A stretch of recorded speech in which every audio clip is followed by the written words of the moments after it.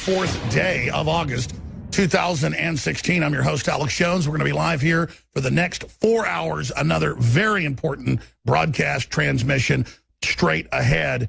Trump came to town last night. A lot of news on that front. More leaks, more emails. Chelsea Clinton is in deep trouble. Ladies and gentlemen, we're going to break it all down. But first, George Soros is in the Jerusalem Post being called a megalomaniac, so I thought we would air this special report.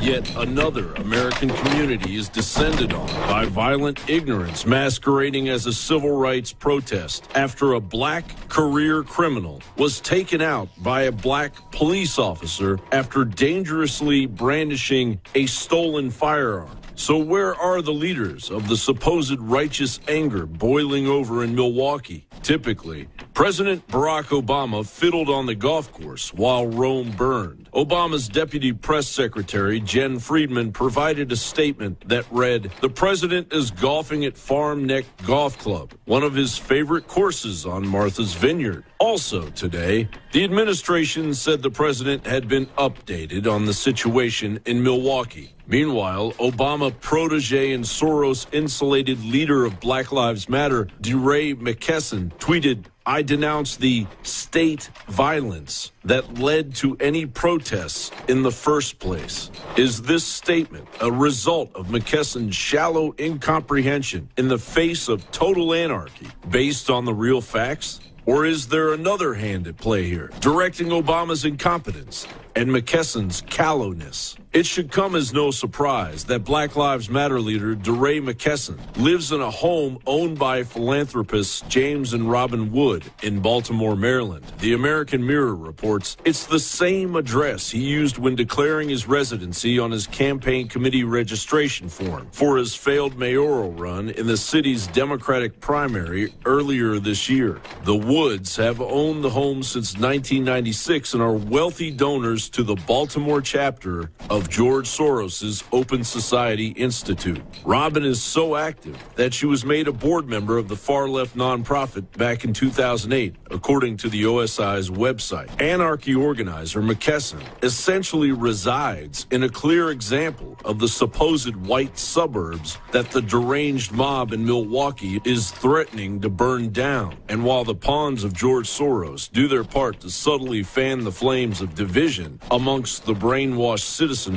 of the United States, led by a wave of the Chicago chapter of the Revolutionary Communist Party, now being largely blamed for the escalation in Milwaukee, George Soros and Sons continue to build a Trojan horse of jihadist migration-embedded refugees aimed squarely at nothing less than unleashing a total disintegration of Western civilization. The Daily Caller reports a leaked memo from left-wing financier George Soros's Open Society Foundations argues that Europe's refugee crisis should be accepted as a new normal, and that the refugee crisis means new opportunities for Soros's organization to influence immigration policies on a global scale. A section of the review titled Our Work describes how America's least transparent think tank has worked with leaders in the field to shape migration policymaking and influence regional and global processes affecting the way migration is governed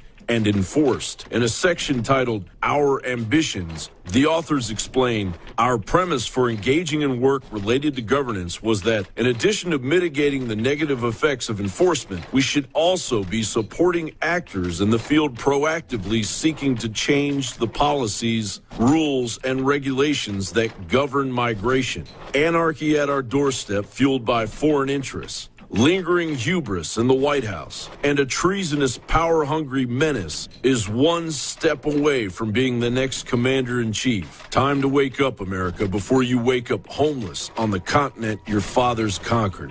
You still don't get it, do you, boys? There ain't no countries anymore. No more good guys. They're running the whole show. They own everything, the whole damn planet. They can do whatever they want. What's wrong with having it good for a change? And they're going to let us have it good if we just help them. They're going to leave us alone. Let us make some money. You can have a little taste of that good life, too. John Bowne for Infowars.com. Every day I open the show up with the unoriginal statement that this is going to be an amazing broadcast. There is so much information. But we live on an incredible planet. We live in a civilization just filled with wonderment, magic, so many great things, so many awesome things, also so many horrible things. But we are in a universe of wonder. And everything the global social engineer architects push is about shuttering perception and then only giving you a tiny pinhole view of the universe that they control, thus playing God. They're not God, so they create a little false universe that they can rule. They are the Lilliputties of the Lilliputties. Or what did they call those in that story about the Lilliputians that tie down the bigger fellow that visits their island? That's where we are today. And the moment we realize that is the moment their empire of control begins to collapse. I think it was Gulliver's Travels. Where to start? Let me just try to just mention some of the news we have here in front of us. I'm obviously really in a great mood. In so-called liberal Austin, fake liberal Austin, brainwashed Austin, pseudo-intellectual Austin, we witnessed 100-to-1 patriots versus Trump haters that were out there putting out their propaganda and disinformation. And we've got the video of that. A lot of my crew had to park their cars miles away and walk into the Travis County Expo Center yesterday, where Trump spoke to tens of thousands of people. He also spoke to a capacity crowd at the Moody Theater, in between going to several fundraisers, even though he'd already conducted fundraisers in Fort Worth that same day. Talk about stamina versus Hillary, who comes out and gives a 10-minute speech and then like a moray eel goes back into the dark. We point that out and they say, we're sexist. Oh, how intellectual. We're so threatened by a woman being president. That's why we don't like her. No, she gave all the missile secrets to the Communist Chinese for their Long March ICBM and about 100 other plus crimes that are on record. That's why we don't like her. Same reason I didn't like George W. Bush. Same reason we don't like Bill Clinton or Barack Obama. But I will tell you, with the Clintons, because they've been around so long, they're about the worst people I've ever seen in history. When you just talk about the longevity, the stamina to commit crime, and then even as Walking Dead zombies, still struggling towards more power, more billions. Because believe me, if you think they're only worth a couple $100 million, I've got a bridge I want to sell you on another planet. The Clintons have set up foundations all over the world. Everything they do is basically secret. And now real liberals like Julian Assange and others start leaking the information of what these master criminals are doing. And it's exactly what we knew they were doing. Foreign leaders, dictators, corporations, in some cases giving them tens of millions of dollars. And then they go in the State Department and get the concessions with foreign governments to give those groups monopolies over uranium, oil, rare earth minerals, slave labor. The TPP legalizes slavery. It actually allows it. I mean, these people are monstrous criminals. And they're allied with the Republican criminals at the top who are all waging war against Donald Trump. Only a crazy person would not gamble on Trump. And by gamble, he's an unknown country in many respects. I think he's a good guy overall, but nobody's perfect. But it's no gamble at all. It's a sure lose with what we currently have, and that's what Hillary is. The establishment incarnate, manifested before our very eyes. And if we don't fully reject her, and Goldman Sachs and the Communist Chinese and her biggest backer, Carlos Slim, the Mexican kingpin, talk about Lord of the Flies, this guy is El Jefe. He's what all the other kingpins wish they were. And we sit here as a captured nation, divided up, kind of like China was a few hundred years ago by the Allied powers. That's really what globalism is, but it's corporations dividing up countries, not countries dividing up countries. It is slavery. And that perception, that two-party, or in Europe, 3-4 party illusion where they're all basically in cahoots together at the top is being shattered by populists like Nigel Farage in the UK and like Donald Trump here in the United States. So regardless of whether Donald Trump's perfect or not, or Nigel Farage is perfect or not, or if Alex Jones is perfect or not, it is a sign of populism growing. A tremor before the larger quakes that you can bet are imminent.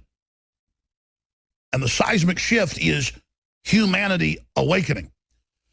A lot of folks ask me why I didn't go to the Moody event, which I was obviously invited to, or to the bigger event in North Austin that was open to the public. And I said InfoWars was there. We sent a bunch of our great reporters. They did an amazing job. But InfoWars was there in the thousands of Hillary for Prison shirts and InfoWars shirts. You are InfoWars, not Alex Jones. See, if Alex Jones doesn't go to something, it doesn't matter because you're there. You are InfoWars. And people need to figure that out. Getting Donald Trump on the show, which is going to come on soon, I haven't really pushed for it, isn't what it's all about. It's about changing the narrative back towards Renaissance, common sense, and reality. And it's about seeing Donald Trump carry the banner of liberty. That's the success. Not going to some dinner and you know, sitting around eating steaks and being patted on the head. If Donald Trump gets elected, I really don't think I'm going to go to the White House. I don't think I'm going to go have coffee at the White House. And it's not because it wouldn't be interesting and I wouldn't want to do it. It's that emblematically, as a symbol, that isn't important. Going to the King's Court is not what's important. Overthrowing the globalist and the New World Order is what is important. Celebrating that for generations to come. And we'll have more crises to face. This is just one contest in the animating contest of liberty. What's exciting is breaking news, having whistleblowers on, changing the world. And by the way, that's what brings in the ratings. That's what brings in the funding. Not having a big guest on the show. That's what this comes down to.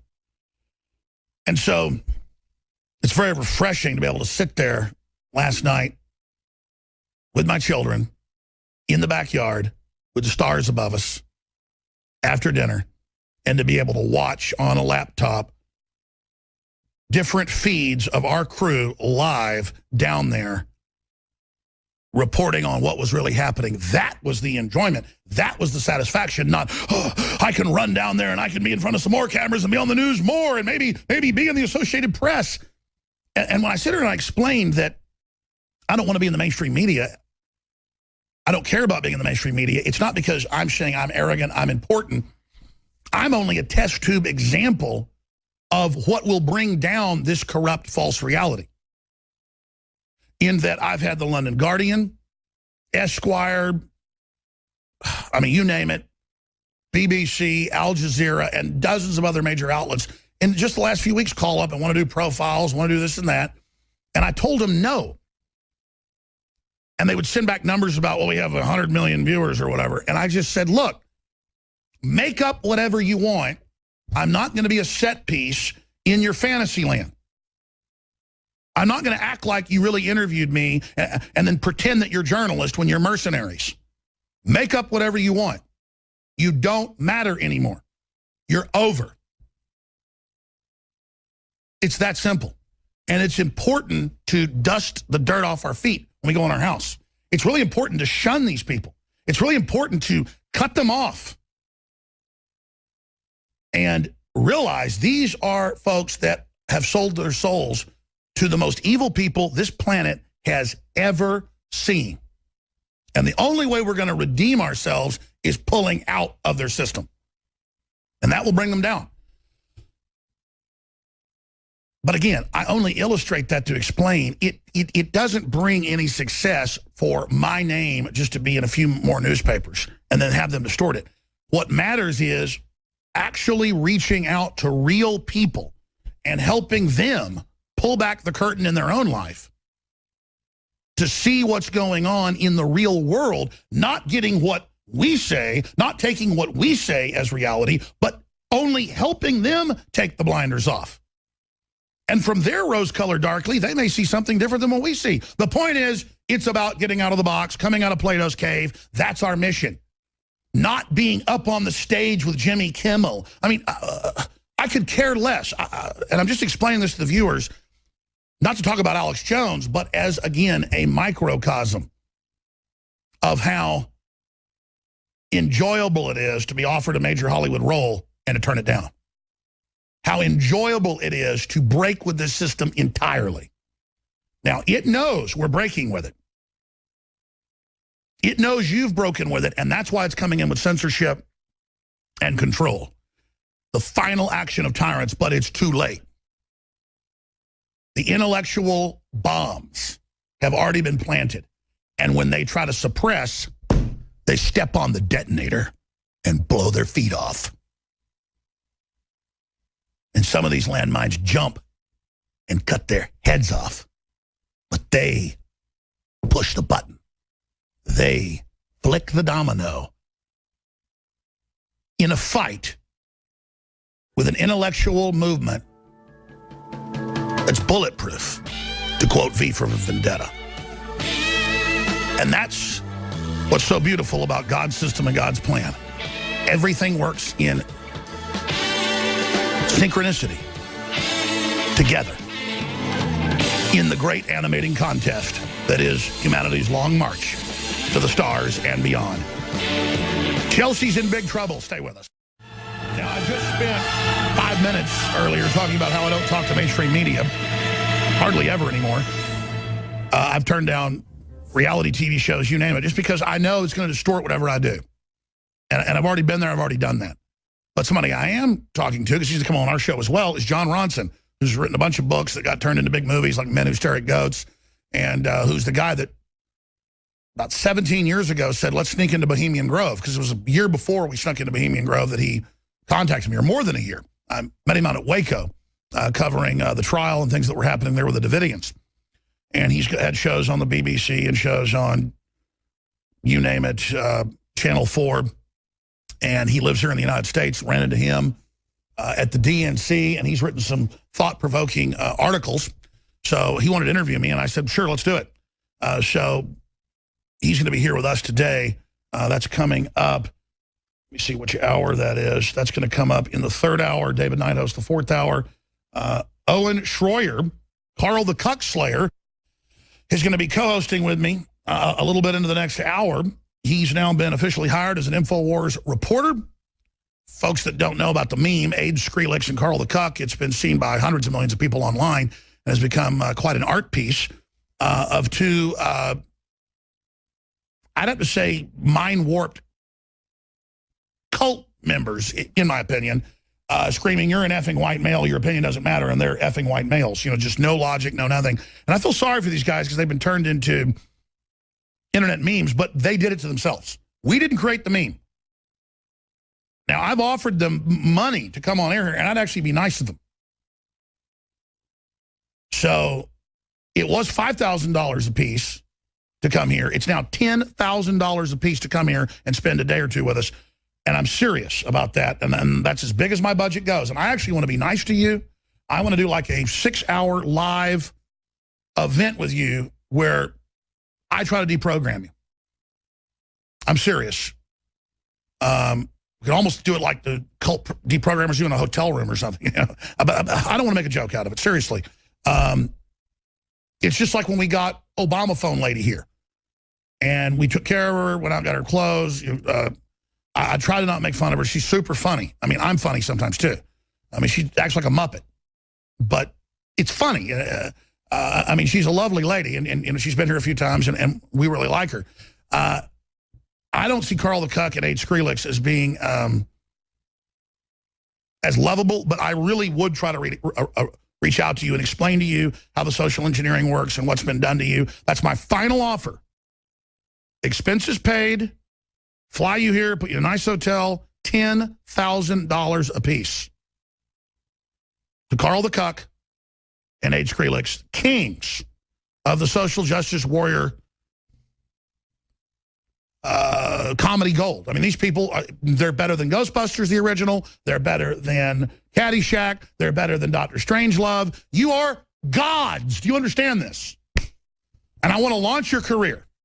Once you wake up, you can still play the part of your previous self. Like, it'd be like Paul playing Saul of Tarsus. But he was actually a professional globalist operator and kingpin and executor and torturer. I don't know, that's not a good allegory, sorry. But something like that. We could transmute you. We could engage in alchemy here on air and free you of your anti-liberal, New World Order, weaponized mind control. Now I'm going to stop right there. I've got so much news. It seems when the news is the most incredible, I don't get to it. Let me tell you what's coming up.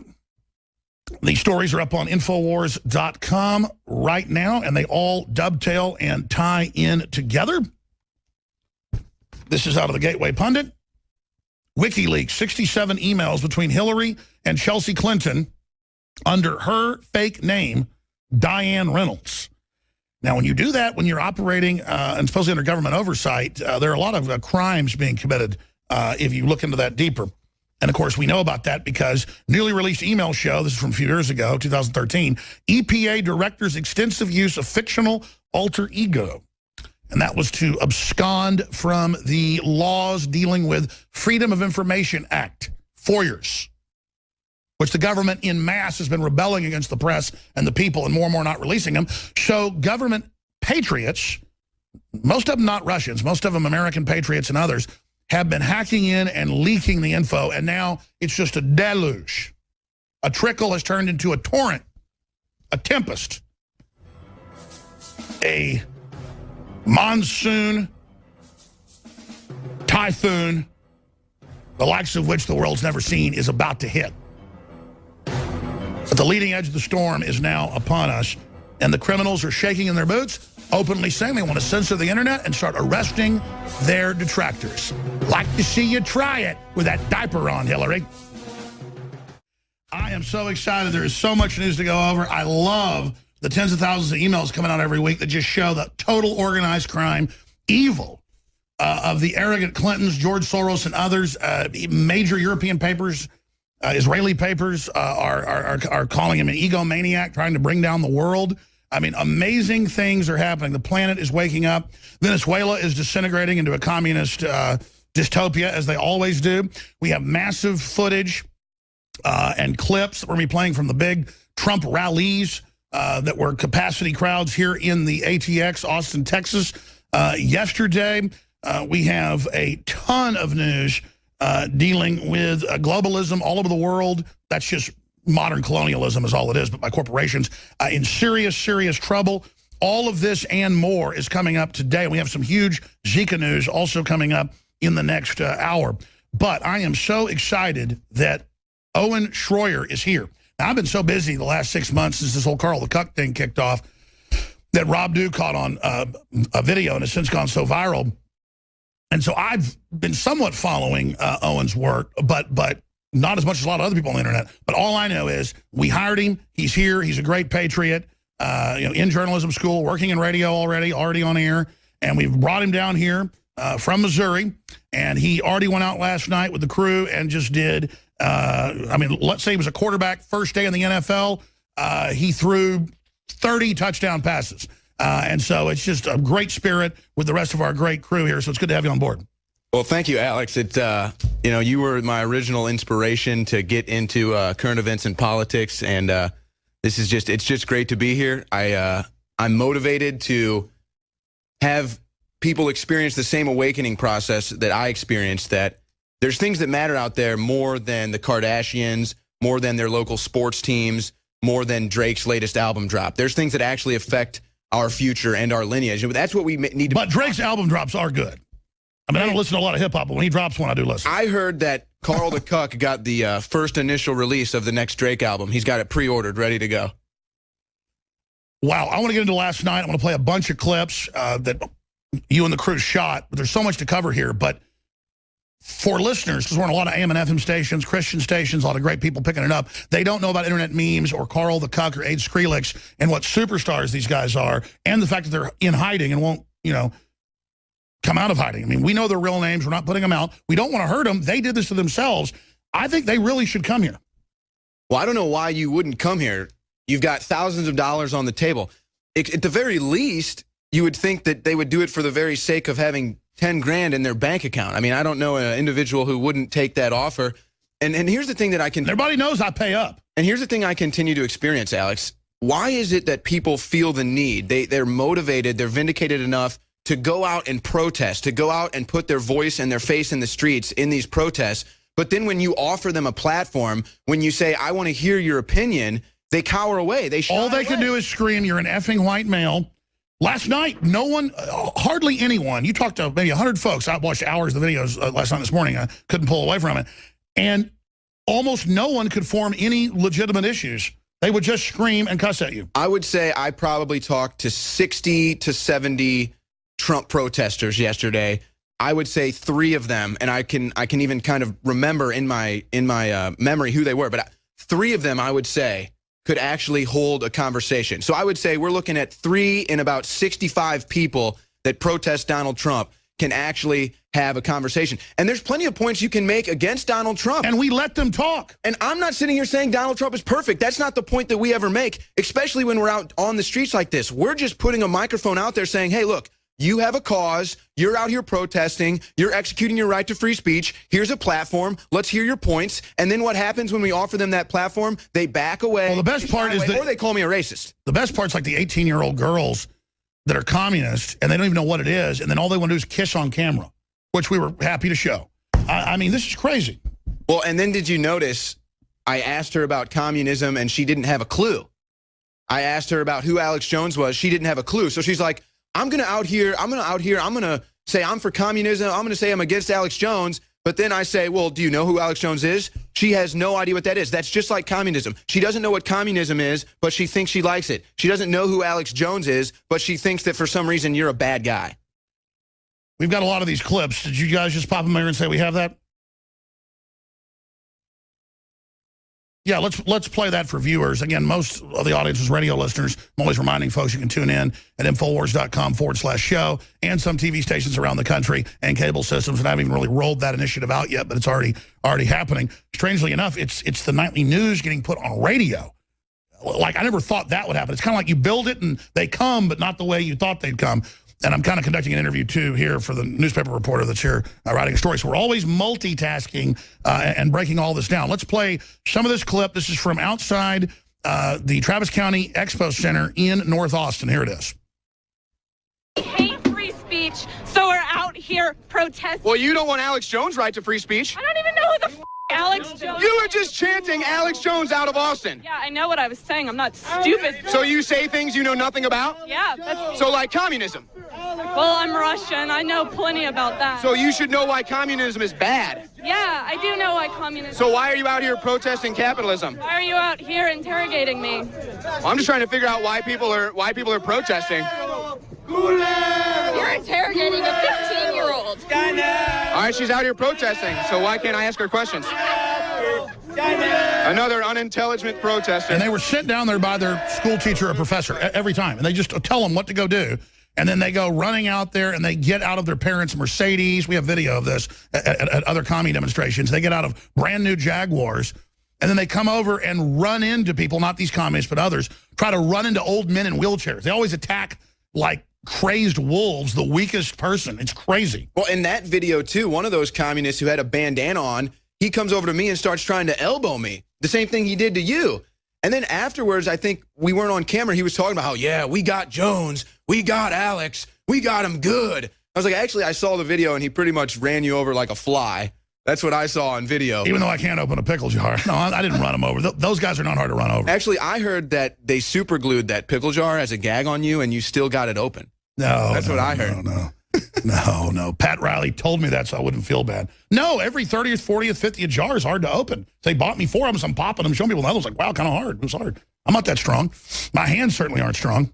But it is amazing how, again, it illustrates that these protests, I mean, at nauseum, Alex, at nauseum, we illustrate how the Donald Trump protesters are the most ignorant, the most shallow people involved in political commentary. I mean, it's just exposed time and time again. And then we get him to admit it now. This girl just admits, well, I have no idea who Alex Jones is, but I'm going to chant for him to get out of office. I cannot wait until all of our great editors take that video and just string it all together, showing, I think new stars have been born here. Well, we have plenty of opportunity to create new age Skrillexes. And you know what? Hey, look, if you're a capitalist, okay, maybe you want to be the next age Skrillex because he's got a $10,000 offer on the table to come on this show, okay? And by the way, so maybe that's something that we don't sell them, but they're super popular. I've seen age Skrillex shirts on the streets of Austin. Yeah, the Are You Kidding Me shirt looks like Beavis and Butthead. Yeah. Yeah, that's a good one. It's a popular... I had to know Mike Judge actually thinks they could be the new Beavis and Butthead. I don't let him in on the big secret. It might not just be an all-expenses-paid trip. You might meet with the creator of Beavis and Butthead. Well, look, don't blame... Oh, yeah, we want you to be real stars, gentlemen. I don't want them, because their friends troll me, Alex. They troll me on Twitter. Don't they understand they're about to be TV stars? They just come to Austin. That's what I'm saying. Just embrace... I'm not kidding. I go shooting with Mike Judge. It's not a game. Embrace your fame. Mike Judge thinks you're sexy. Embrace what has happened to you. You can't avoid it. It's happened. Millions of people have seen it. You're never going to not be age Skrillex. Fulfill your destiny. Join me, and I will complete your training. $10,000 on... Only then, cuck, will you have the true power. Are you kidding me? You won't take $10,000 to come to Austin and then have an opportunity to expand your brand name as Carl the Cuck to a career? You know who else is coming to Austin? Hillary Clinton. I had absolutely no knowledge of those State Department scandals. I believe her. No, she has more. She always says the same thing. We could actually elect us as president. I've never been influenced in a vote by anyone who has paid me money. I would actually vote for that doll before I would vote for Hillary Clinton. I can't believe I ever lied to the public. Yeah, go ahead. We've got... She's never lied. Just go ahead and roll this next clip. Here it is. Why even describe it? Just go ahead and roll the next one. All right, folks. Owen Schroyer here at Infowars.com, and I'm about to be schooled. Anybody who's out in the Texas summer wearing a coat and tie is an idiot. What if I got paid $1 million to do it? I might do it for $1 million, but I wouldn't vote for Trump for $1 million. What do you think would be a more idiotic move, wearing a suit and tie in the Texas heat or voting Clinton? A stupid move? That's a stupid question. Where are you from? So you didn't answer the question, though. Oh, yes, it's stupider to wear a coat and tie. So it's dumber for me to come out here and get a little hot, but it's not as dumb to vote Clinton, who will continue the destruction of this country. Right, you're the stupid one. Thank you for your time. Hey, I'm the stupid one. Hey, who did your face paint? Me. You did your own face paint? I did.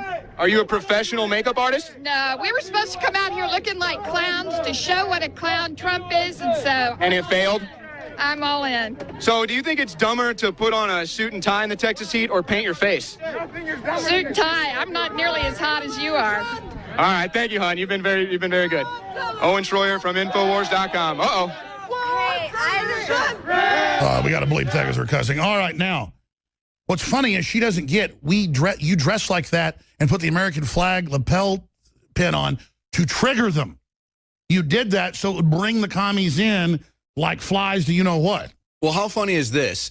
I asked her if she basically said she wouldn't vote for Trump for $1 million. $1 million she would not vote for Trump. And apparently I'm an idiot because I'm out in the Texas heat wearing a suit and tie like any successful businessman might be, you know, walking around town. Well, that was just a way to attack you and then say you're not from around here or wherever. Now, expanding on this, we've got a bunch of other clips. And just to mention some of the other huge news that's coming up, and I want you to go over some of this with us. We've got the boilerplate folks with the Mexican flag saying this is get out of Oz line. We love Hillary Clinton. You got that boilerplate video. We've got tires slashed with knives sticking out of them. We have the folks blocking people trying to get out of the Trump rally. And then 30 minutes after that, the police nicely come up with horses, and then they start claiming it's racist. So this is all on video. And then I've got stacks of news with the Democratic Party just invoking racism everywhere. They're teaching college courses called How to Eradicate Whiteness. And that's obviously meant to make white people racist and then make all the other groups racist so we can all be managed, again, like they do in a prison. You've got the Hispanics, you've got the black folks, you've got the white people, and everybody's divided, and that's how the warden controls things. And there's a gang leader over each wing of the prison. I don't want to live in a big, giant supermax prison or a medium security prison or anything. This is cultural control. This is just how the Romans had different areas of Rome that they used to control people and put them in their ghettos. This is old social control. We're going into it. Every Democratic-run city is a festering cesspit. Other than Austin, it's not Democrat-run. They have election fraud here. It's the most corrupt city in the country. I have seen it certified by us, by the state of Texas, fraud in Travis County, but was still certified. And I mean, I have seen the vote rigging. This is not a Democrat city. It may be because they've already brought down California like locust hitting a cornfield or a wheat field. Now they're coming. And they set right up to the same deal. Bankrupt, destroy, waddle around, human feces all over the ground, homeless people everywhere. I mean, they're running their same op again. Pump and dump, skyscrapers being built. It's the same deal. This will be just implosion within 10 years now, and they'll move on to the next zone. But we are dealing with a criminal intellect, which has its doppelganger, the Republican leadership, that is the same group. Well, and think about this. I talk about immigration, and they think I'm a racist or they think Trump is a racist. But what they don't understand is what these immigrants or illegal immigrants, whatever you want to call them, are being used for is a voter block. So if nothing... And we have George Soros' emails saying this. Right. So saying we're going to overthrow your country and bring in globalism and merge all our countries and not give the Mexicans power. They're going to play all the groups off against each other and take a culture of us unifying around freedom and private property and free speech.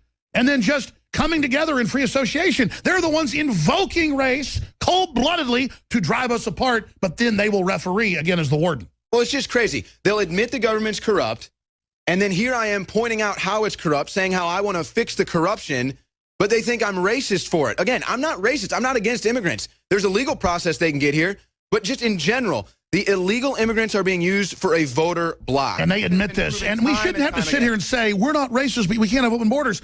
No one has open borders except Europe and the United States, where they don't let legal people come in. They make it hard in Europe and the U.S., and they make it easy to be illegal because the parties want to manage the illegal flow and use these people as cutouts in a new, permanent, displaced underclass. So it's true. It's racist and evil what's being done to third world immigrants, white, it doesn't matter, coming in, because it is a permanent underclass system meant to undercut the rest of the strata and implode the free market system that the globalists can't compete with. They've always wanted to destroy the American system, and this is an attempt to destroy the Renaissance system that hit its flower in the American system.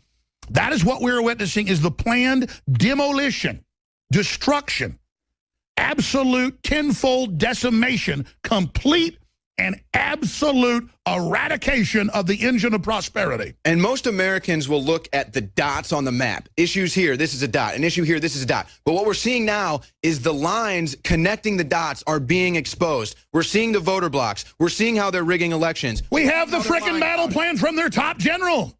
They had Cornwallis, and we had George Washington. I mean, they're frickin' generals, a Nazi collaborator weirdo that thinks he's the Messiah. No, you're not. You're an old, fat, degenerate demon prepared for hell. So you've got... with an apple in your mouth, pig. You've got logical thinking Americans who are starting to see the lines. They're starting to connect the dots, and they're realizing that Donald Trump is their best option. And then you've got people with no intellect, no research. Do you feel the spirit of liberty rising? I can feel it. Ah, yeah! Oh, man, 1776 is on fire! And nothing's gonna stop it! Nothing! The brush fires of liberty are raging, and 100-mile winds are coming in. The inferno is 1 trillion times dragon's breath. All right, Dr. Group's going to be with us from 20 minutes into the next hour, 20 minutes into the third hour. And then we got Jon Ronson, who writes for The Guardian, you name it. He's a best-selling author. I think he's #1 New York Times best-selling author. Written a bunch of books that I'm in one of them, Them. He wrote Minutes to Stare at Goats about some of the Army's secretive operations. I will tell you, General Stubblebine says the movie's not very accurate. It's great that I get to interview Stubblebine and Jon Ronson. But we'll talk about all of that coming up. But Owen Schroyer is here. Owen, we should have mentioned a little bit, just a minute or two before we get back to the Trump rally last night, some amazing clips. We've got a bunch of news. We're going to be breaking down 20 minutes the next hour. A little bit about yourself, though, overall. Well, I grew up a big sports fan. My dream was to be in sports media, and I was well on track. I was on that path. I was working in sports media. But what happened was, for the first time in my life after the Boston Marathon bombing, and I mean this, for the first time in my life, I watched a news report on Fox or CNN. I paid attention to anything to do with news or current events for the first time in my life. So there's multiple bubbles. You were totally on the sports plantation. Then you went out of that cave into a larger cave, and we're into the kind of mainstream media spectrum. Well, what happened was I went to that spectrum for the first time and just immediately, instinctually felt I was being conned, felt I was being tricked, felt like the things I was hearing and seeing weren't real. And it just left me scratching my head and wanting more answers. And I started digging and digging. And you know how the rabbit hole is. You start to turn things up. You start to say, oh, well, Rich DeLaurier clearly lied in the Boston Marathon bombing reports. The Judge Ortiz was the same judge who was on the Aaron, I forget his last name, the student who... The point is, we don't know exactly what happened, but the whole thing is a cover-up, right. PSYOP, drills, weird stuff involved. I mean, really, really crazy. Just crazy stuff happening. So it just led me down the rabbit hole. I started questioning everything from 9/11 to vaccines to the lines that everybody sees in the sky but never questions. And it all just led me to the rabbit hole. And I became a big fan of yours. I became a big fan of InfoWars. I became a big fan of alternative media. And I just felt that, I mean, honestly. And we call it alternative. I mean, it's not that alternative media is perfect. It's real media. But it's the real media. The system is more and more just absolutely bankrupt, or people in the system are deciding to make the right decision, like the CBS reporter, what Cheryl Atkinson, and then she gets fired. Well, but it's okay because then she goes out and does her own thing. What it came down to for me was I can't go on air and cover sports anymore. I can't sit here and pretend like I care, like sports is my passion, like sports is my future, and continue to feed the sheeple on this plantation. And I'm not mad at people that watch sports. I get it. But once you're shifted out of the mind control, it's a joke. Well, exactly. I love sports still. I still love sports. I'm not afraid to admit that I love sports. I love playing sports, watching sports. But the point is, sports don't matter. It doesn't matter. It's fun. It's entertainment. It's to, you know, muck it up with your boys. They have over 200 vaccines they want to make forcibly injected now. California's already passed forcible inoculation laws. It's happened. It's happening in Europe. These vaccines admit on the inserts many of them can kill you or maim you. They all have horrible side effects. And they're saying we're governments that have done thousands of admitted lethal tests on their own populations, military, you name it. We're going to make you take something that mega corporations make, that the ingredients are overall secret, and we're giving them liability protection that taxpayers pay for. Okay, so you just laid out a bunch of facts. And considering that, I looked at myself in the mirror and I said, how can I dedicate myself to sports media? How can I sit here every day and talk ad nauseum and follow sports when I've got real issues? And it's not just issues, Alex. This is attacking our livelihood. This is attacking our future. And then even ABC, talk about mainstream media, did its job a decade ago. Oh, there was a secret meeting at the CDC back in 2000 with the head of it. This was 5 years later. And he admitted, we've got to cover this up. We've caused mass autism and mass brain damage. They have all the documents. So they put out a hoax discrediting Dr. Wakefield in England, which wasn't even real. We'll be back. Stay with us. And we're here. We are facing scientific planetary tyranny, a technocracy in the New World Order's own words. The end of history. The end of life on this planet. They want the exterminism of the human race. That's the top cosmology of the New World Order. I'm not insane for saying it. They're insane for pushing it. Now, will they ever get to that point? I don't know, but it's a perfect rationale for psychopaths in control to do whatever they want. Owen Schroyer, our newest hire. We got a lot of great new reporters. All the reporters here just all working such great synergy together. I want to now cover a bunch of news because we covered some in the last hour, but let's rocket through a lot of this. First off, something I already mentioned, but it's so big, I want to hit it again with you. Newly released emails show EPA director's extensive use of fictional alter ego. She had to step down because of that. It's criminal. Well, guess what? They're using nom de plumes at the Clinton Foundation, where Chelsea's paid $6 million a year to sit in her $10+ million apartment. Again, I'm not trying to be mean, but, you know, she's in training to be the new Mr. Ed. And she's up there doing all of this. And that was 1984, folks. I am being mean. This is crazy. And now we know that she's using a fake name to basically hide what they're up to. This is incredible. Well, and it's just, you know, you can throw it on the big mountain, the stack that we have of all the corruption, but it just illustrates who the Clintons are. They're fakes. They are complete fakes. Why else would you go under a pseudonym to email your mother unless you're trying to hide something, unless you're a total fraud? I mean, that's the simple question. Well, they're spies. It's a code name. It's to throw the enemy off. And we know who the enemy is. You can look in the mirror, folks. So we get more evidence of how fraudulent the Clintons are. We've got more deleted emails from Huma Abedin that have come out, which Clinton said never existed. She never. And just as we broke with Stone over a month ago, it's coming out. Saudi operative.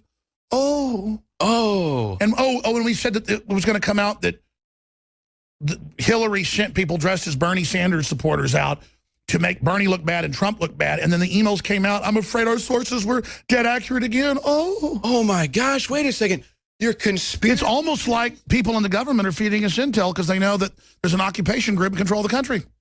I'll say this. For all of the people who just want to say you're a conspiracy theorist, why don't you look, and I was saying this to people last night, why don't you look into the quote-unquote conspiracy theories that Alex Jones talks about? They always come true. They always come true. And this is just another example. I mean, do you get tired of being vindicated, Alex? I got to ask. Well, really, they were already true. And most of the time, it's not even, it'll be in a piece of legislation. I'm not even speculating about this stuff.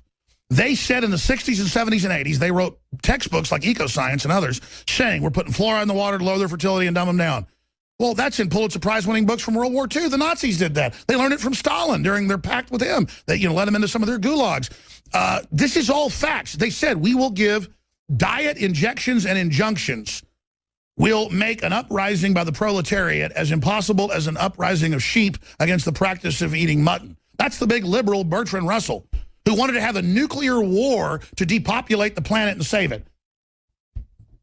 That's real liberal. Oh, man. We're going to give you injections to make you retarded so we can lord over you. That's real liberal. Well, that's what I'm saying. The ultimate end to modern-day liberalism is first, you're not allowed to speak, then you're not allowed to hear, then you're not allowed to see, and then you're not allowed to live. You're not allowed to breathe. I mean, that's the ultimate end to this. Look at how they attack language. Look how they remove everything, and they create false paradigms. People say, what are you, for the Republicans? No, that's their kissing cousin. It's like a two-headed giant. That's the little drooling head. Here's the one over here that's making all the shots, the psychopath, and there's a little, yeah. Thinks the other heads, it's mommy. And see, we realize this because we live in reality, but the unfortunate problem we have is so many people recognize how Republicans and Democrats are corrupt, so they just assume Trump is a bad guy because he's with the Republican Party. He's making a run at the globalists. Clear. And the big criticism, if you read some of his, and people I've talked to, is he just thinks they're a bunch of big sacks of garbage. Why should they be running it? And that may be why they hate him. Maybe he's just taking it over from them. Maybe it's an intramural gang battle. That's the only way Trump couldn't be for real. But still, it's a gamble. Hey, we know that. All right, folks, Alex Jones here. We are into the second hour, and we have a lot to cover, a ton to go over. Owen Schroyer, one of our great new reporters. He's known as Carl the Cuck Slayer, out there doing battle with social justice warriors, is riding shotgun with me. And then we've got Dr. Grip coming in. There's a lot of clips coming up today, a lot of clips on Infowars.com. PrisonPlanet.com, amazing social justice warrior stuff. Hours and hours of them stabbing tires, waving Mexican flags, blocking people trying to leave the Trump rally, police on horses just kind of coming up 20 feet from folks, and people screaming racist. I mean, just unbelievable media brainwashing to divide this country. But meanwhile, we're going to play some clips of what really happened inside and what was really being said inside and why the system is so scared. Break down, you were downtown, dealt with communists. We played some of those clips. You were also up at the convention center. You busted your butt with the crew yesterday. Spend a few minutes on the overall flavor of what you witnessed. I think one of these headlines shows the video from Infowars.com, details it. 3-mile-long lines. 3-mile lines coming in from major highways. Thousands and thousands couldn't get in. I'm told it was like 20,000 got in.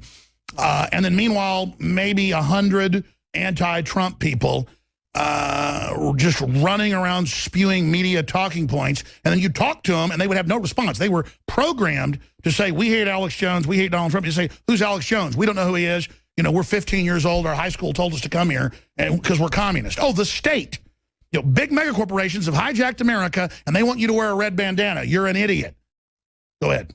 Well, I think that, first, on a positive note, there's such positive energy coming from Trump supporters. I mean, there's such positive energy. You could feel patriotism rising. You can feel national awakening rising. You can feel the energy. I wasn't able to get into the Expo Center yesterday, but I could feel the energy that was coming out from there. 12,000 plus probably came out for this. When I've talked to Trump, that's what he brings up. He just goes, the energy. It's unbelievable. Because have you ever felt? I go, no. It's like 20 times a rock concert. I'll tell you what. I have felt that energy before. I felt it at a World Series. I felt it at a Super Bowl. I felt it at a Stanley Cup playoff. Donald Trump is taking that energy that all humans of optimism. And everybody has this energy. It makes the hair stand up. It gives you butterflies. You know, you can feel it. There's some sort People ask how he can go to 10 events a day. He is freaking high as a kite on energy. That's what I'm saying. That's like not even work for me going out there yesterday. I want to be out there. I want to be Woo, I'm feeling the yeah. This is how America was formed. And you know what? Here's what I'll say. And look at the globalist minions. They're poor, pathetic, dumbed-down zombies.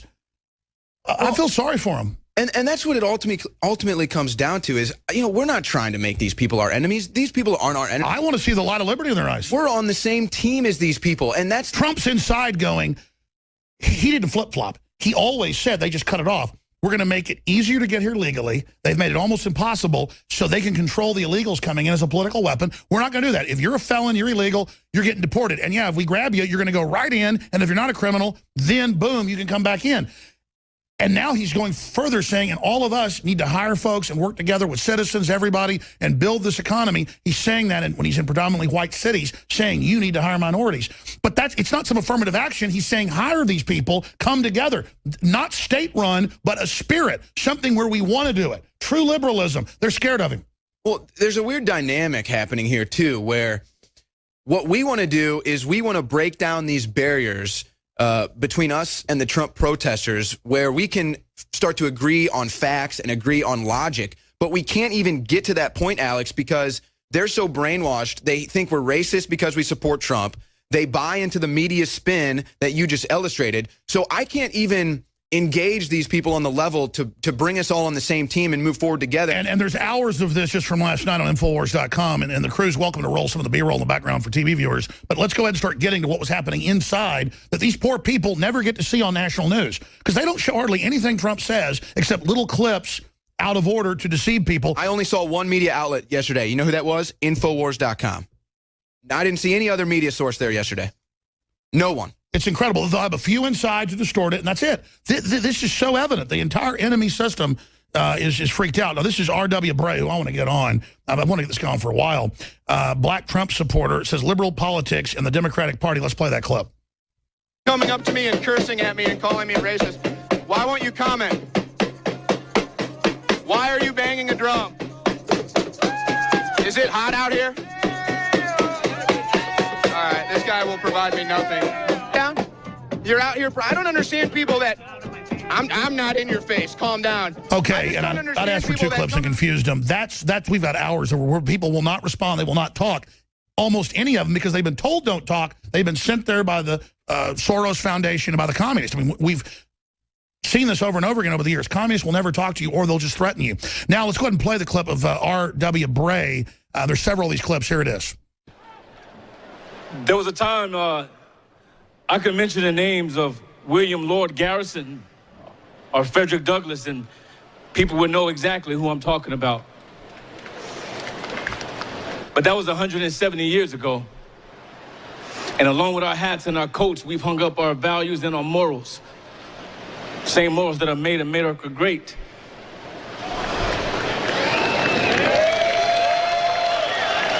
I can't help but believe that maybe there's some return to that. But those names are all but been erased in the chronicles of history.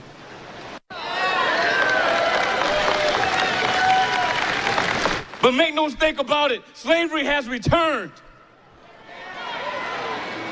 And she is more vicious than ever before, because this time she is colorblind. Well, this time it's scientific. They call it a technocracy. The globalists do. Here's another clip of R.W. Bray speaking about the Clintons' war on drugs, which is the minimum sentencing that they said was to make black people heal like a dog. Now, imagine if Trump said something like that. It'd be the end of the world. Here's that clip. Jim Crow laws, like the Clintons' war on drugs, has incarcerated millions of black men.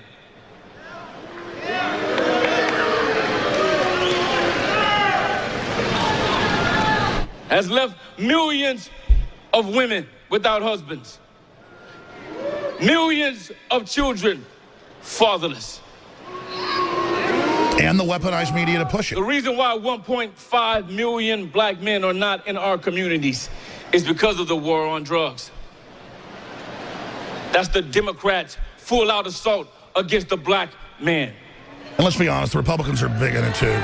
Nixon. It is their emasculation of everything that the culture of blacks stand for. They have been emasculated, an entire culture. Well, the whole culture is. It's black people. Look at the metrosexual thing, all of it. What will we do about it?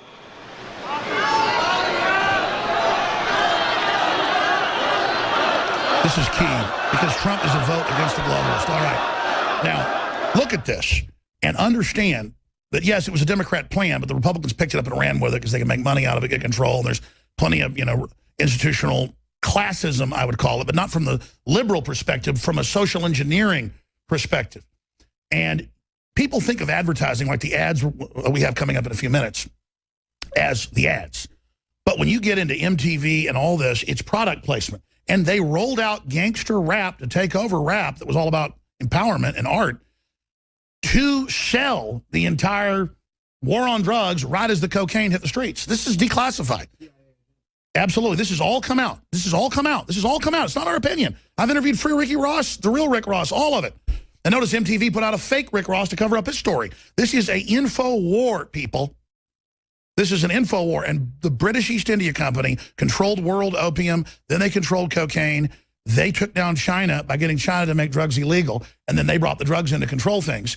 And then that corrupted the government. This is a takedown of society. And they targeted the neighborhood folks wouldn't really watch, or the neighborhood that was segregated, the neighborhood where they could beta test it. But it's been exported everywhere, and it's pure evil. Well, and listening to R.W. Bray and most logical thinking black people have realized what you're talking about, and they know that that's how kind of their culture has been devalued and disintegrated. But just listening to R.W. Bray there, I mean, I just wanted to stand and cheer. That guy almost was brought to tears. Imagine if they put that on CNN. Imagine, but there's a blockade. And really, who votes for Trump? People that watch mainstream media. And look at this.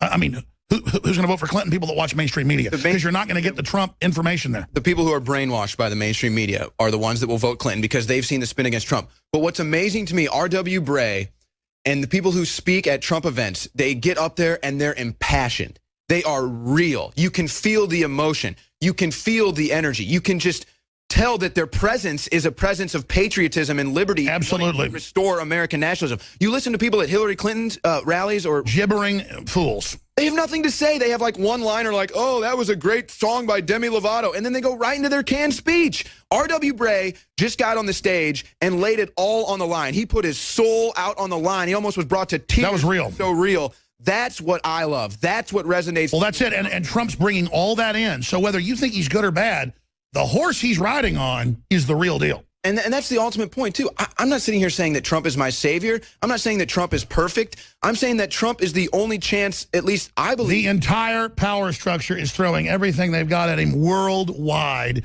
because they know he's real. And even if they steal it from him and he loses, which I don't think is going to happen, this is world-changing what's happened.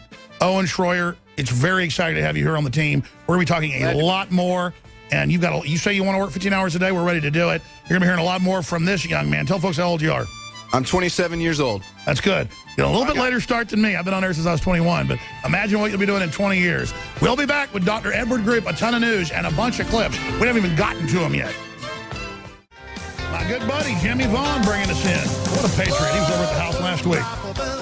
Ian Robin, just pointing out how many great anti-New World Order folks there are out there. He's been aware of the New World Order for like 16, 17 years. Been fighting it. He's not a late comer to the fight. Just to point out how many great patriots there are around the world that are awake. For the next hour, we are joined in studio by Dr. Edward Group. Now, I already skipped a break last hour. I haven't plugged anything. Most talk radio, you would have heard plugs during each segment, and that's fine because they have to fund themselves with sponsors, with advertisers to bring money in. I get so focused on the news and battling for the Republic that I don't refill our gas tank and fund our operation. So I'm going to give you a hard pitch, and I'm going to give myself a hard pitch for selenium. The more I take the vitamins and minerals and products and InfoWars Life that are always sourced to be the purest, most organic, most bioavailable, the better my life gets. Now, the problem is I got like 25 products, and they're all really excellent, and I just have to make myself through 3 meals every day to remember to, you know, carry the caplets and tinctures and things with me. And everybody can see I look a lot better. I have more energy. I'm not saying I'm a beach boy, but I've lost 70-something pounds, and it's been amazing.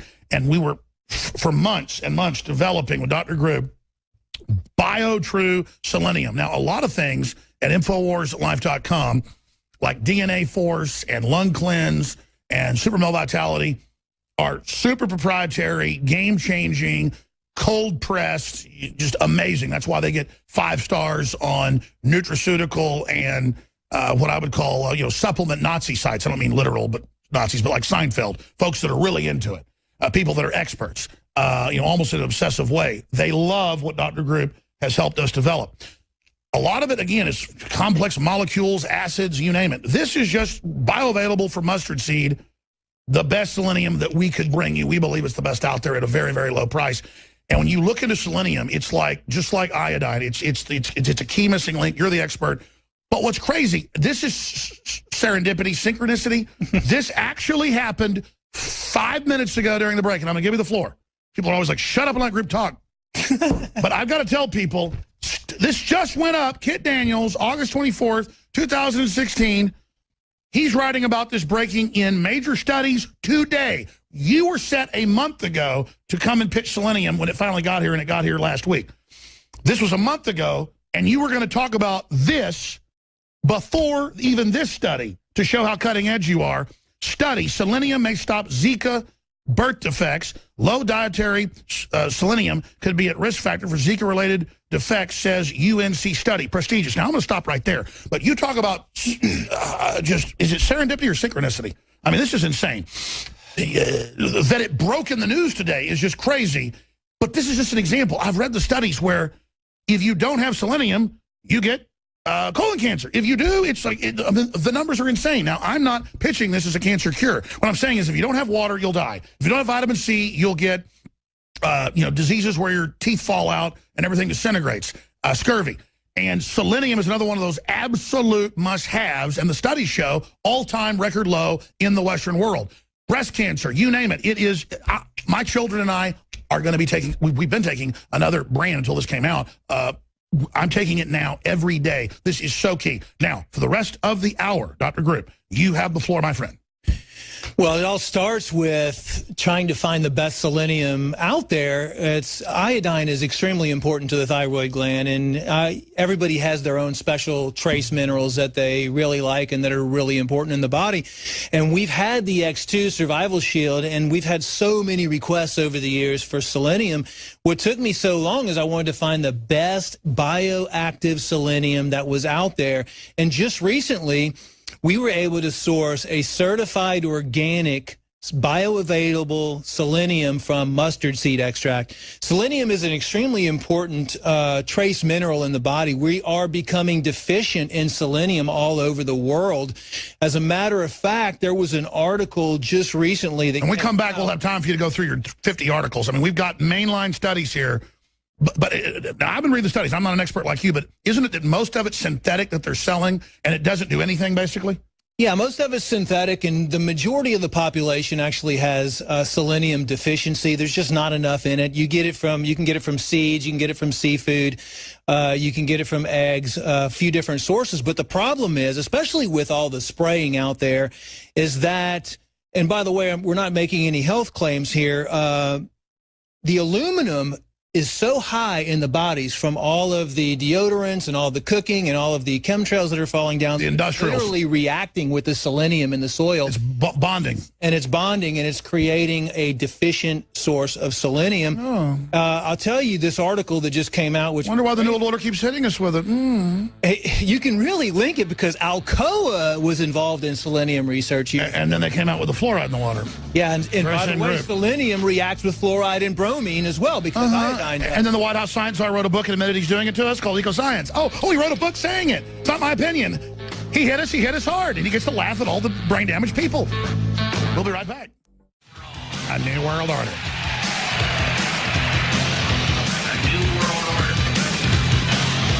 If that isn't 1984, what is? There's no New World Order, but the president's calling for a planetary government called the New World Order, and now the Pope's calling for it, and it's unelected megacorporations that legalize slavery again in the TPP. And we're bad kooks because we told you the NSA was secretly spying on you, exactly as it's now come out they were, because I had NSA whistleblowers on in the 90s. But then they wouldn't arrest them. I was eating during the break, shouldn't do that. Then they wouldn't arrest them. They would just ignore them. Dr. Group. So what I was saying, an interesting article that I found was a paleontologist was looking at selenium levels, and it says, did a missing trace element, selenium, trigger mass extinctions? Not to be fear-mongering or anything, but what he determined was the cause of the 3 mass extinctions on the history of the Earth was actually a selenium shortage, which crippled the life on Earth. So I just want to let people know how important of a trace mineral this is. You know, Dr. Wallach... Hey, guys, show a video shot of that. Yeah, go ahead. Dr. Wallach was doing research on selenium back in the day with cystic fibrosis, and he was fired from his laboratory working on monkeys because he realized that giving monkeys selenium and the pregnant mothers selenium, he could reverse cystic fibrosis. And an interesting story he tells also is with muscular dystrophy. Everybody remembers... Sure, if they got it in utero, then they wouldn't get it. They had to have it while they were being developed. Also, if they were still young. If they were still young, they could reverse muscular dystrophy. And that's, you know, I haven't seen the research on that, but I know that Jerry Lewis was actually fired in 2011, and he wasn't able to do any more of those it's just like breast cancer. If you look into the Muscular Dystrophy Association, which I did, I mean, it's pretty crazy how they distribute money and how they take advantage. Well, let's expand on this and then walk through it all.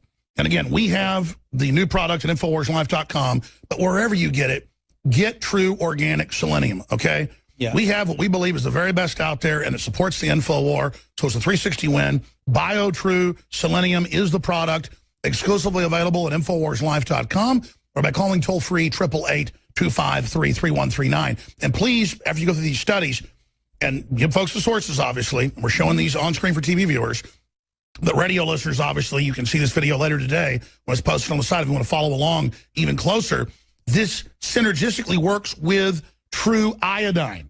And so this supercharges and goes together. Please continue, Dr. Group. So selenium works directly with iodine, and selenium, the highest concentration of selenium is in the thyroid gland, but it's actually used all over the body. As a matter of fact, there's 25 genes in the body that are directly dependent upon selenium. So it really is a all-around nutrient that everybody really needs in their body. The strange thing, you know, we talked about the Zika, and it's how the Zika was patented by the Rockefeller Foundation. The 1954 Foundation is funding some of, in conjunction with Monsanto, who sprayed all of the larvicide on the area in Brazil where the individual children had microcephaly, the shrunken brains, basically.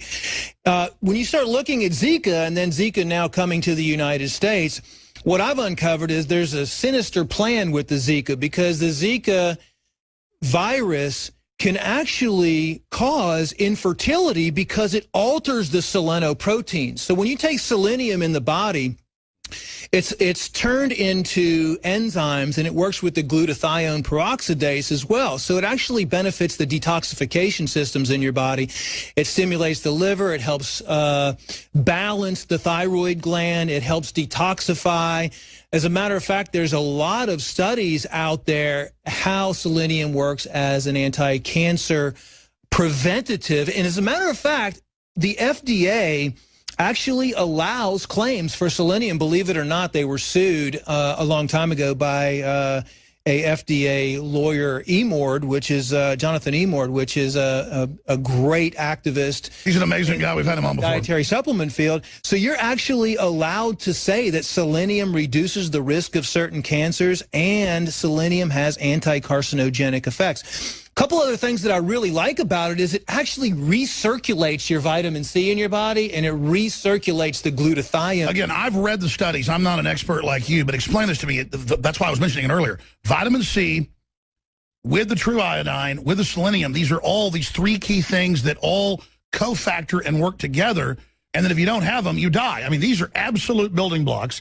And the point is that there's massive low levels of selenium. Let's get back into your studies, and we're going to do a document cam shot for TV viewers. And then let's also go over Kit Daniels' article that links into the UNC study, because this is amazing. The study, which was released in July but received scant media attention, and again, I just saw it in the news today, and Kit wrote about it, says that Zika mimics a genetic disease known as PCCA by lowering selenium proteins known as, and then it goes through the type of proteins.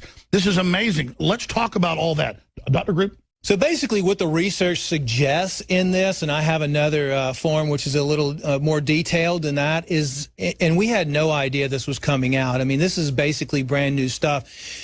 This is what kind of scares me about the Zika thing, because you know, I know that a lot of the Zika research, some of it is a hoax when you look at... Oh, sure. They're hyping it up, absolutely. But we know that they want to develop a vaccine for it. But I tell you what they don't want people finding out is that selenium will deactivate and prevent the Zika virus from doing any damage. Because what it does is the trace mineral selenium, which has been shown actually to improve the clinical outcomes in HIV and AIDS and several other viral diseases. You're reading from the prestigious study. From the study, could also be useful in reducing the risk of neurological disorders. Because if you just look at the Zika virus and you take away the pesticides and all the other stuff that's associated with microcephaly, the Zika virus itself, and what's really scary too is the genetically modified mosquitoes that they've made, because they've altered the genes in these GM mosquitoes to attack the mosquitoes with the Zika.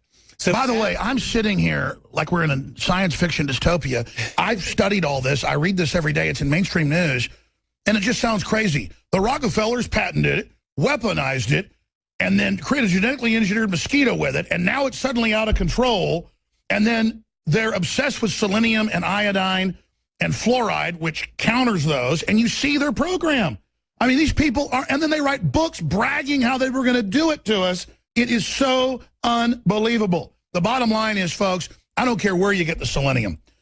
Filter your water. Don't drink hydrofluorosilicic acid. Harvard now admits massive IQ reductions.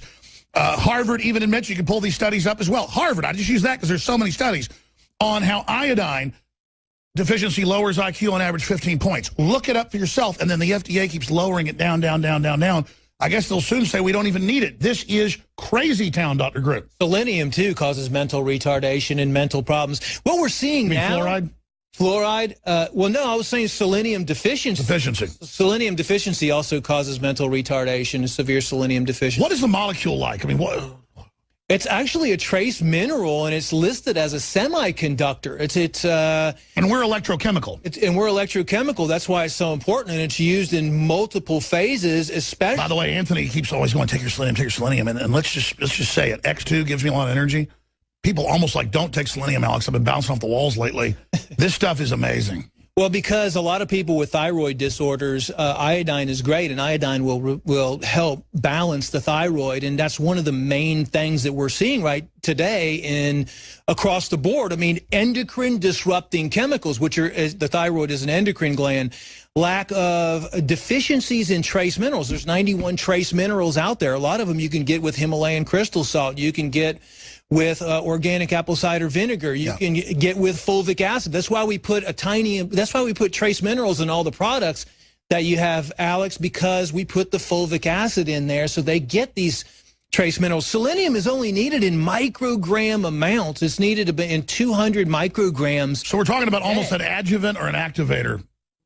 We're talking about a mineral a trace mineral that's responsible for multiple actions in the body. It has been shown to be fight against carcinogens. It's been deactivated. Obviously, Linus Pauling won the Nobel Prize for this, but he said you couldn't take too much vitamin C. I don't know, it can upset your stomach if you take too much. What is the dose you can take of this, and can you take too much selenium? You can, I think, take too much selenium because it is a trace mineral. I recommend anything from 200 to 400 micrograms a day, but I'd rather stay on the safe side. Some doctors out there right now are recommending a gram, which is 1,000. So I've already taken 2 pills a day. Is that too many? 400 micrograms. That's fine. Nothing's going to go wrong with that, and that's probably a good dose for you. It does stay in the body for a few days, so it's something that the body can easily process, and most likely you're not going to be taking too much of it. But listen, there is a lot of information out there on selenium and how it works in the body. By the way, John Ronson's a really smart guy, best-selling author, and he'd never even heard of selenium. And that's an example. I mean, look, before we started putting all the information out there about iodine, no one really knew about iodine. All they knew was that now you go to Whole Foods, they got 10 products of it. But I'm going to be honest, it's potassium iodide that you don't absorb that isn't as good. We would sell that. We knew iodine was key. It's why we developed this. We would be selling the other stuff. We have it for nuclear attacks and things, but that's an emergency potassium iodide. People come up to me and say, is this good? And I've asked you about it. It's not that they're competitors. We would be putting that out too. It's not as good as our iodine, our X2. Tell people how X2 goes together with our BioTrue Selenium from InfoWarsLife.com. It's basically iodine and selenium work together as a team. So if you have a team that you're going to have repairing and balancing out your endocrine system, your thyroid gland, you want to have that team working together.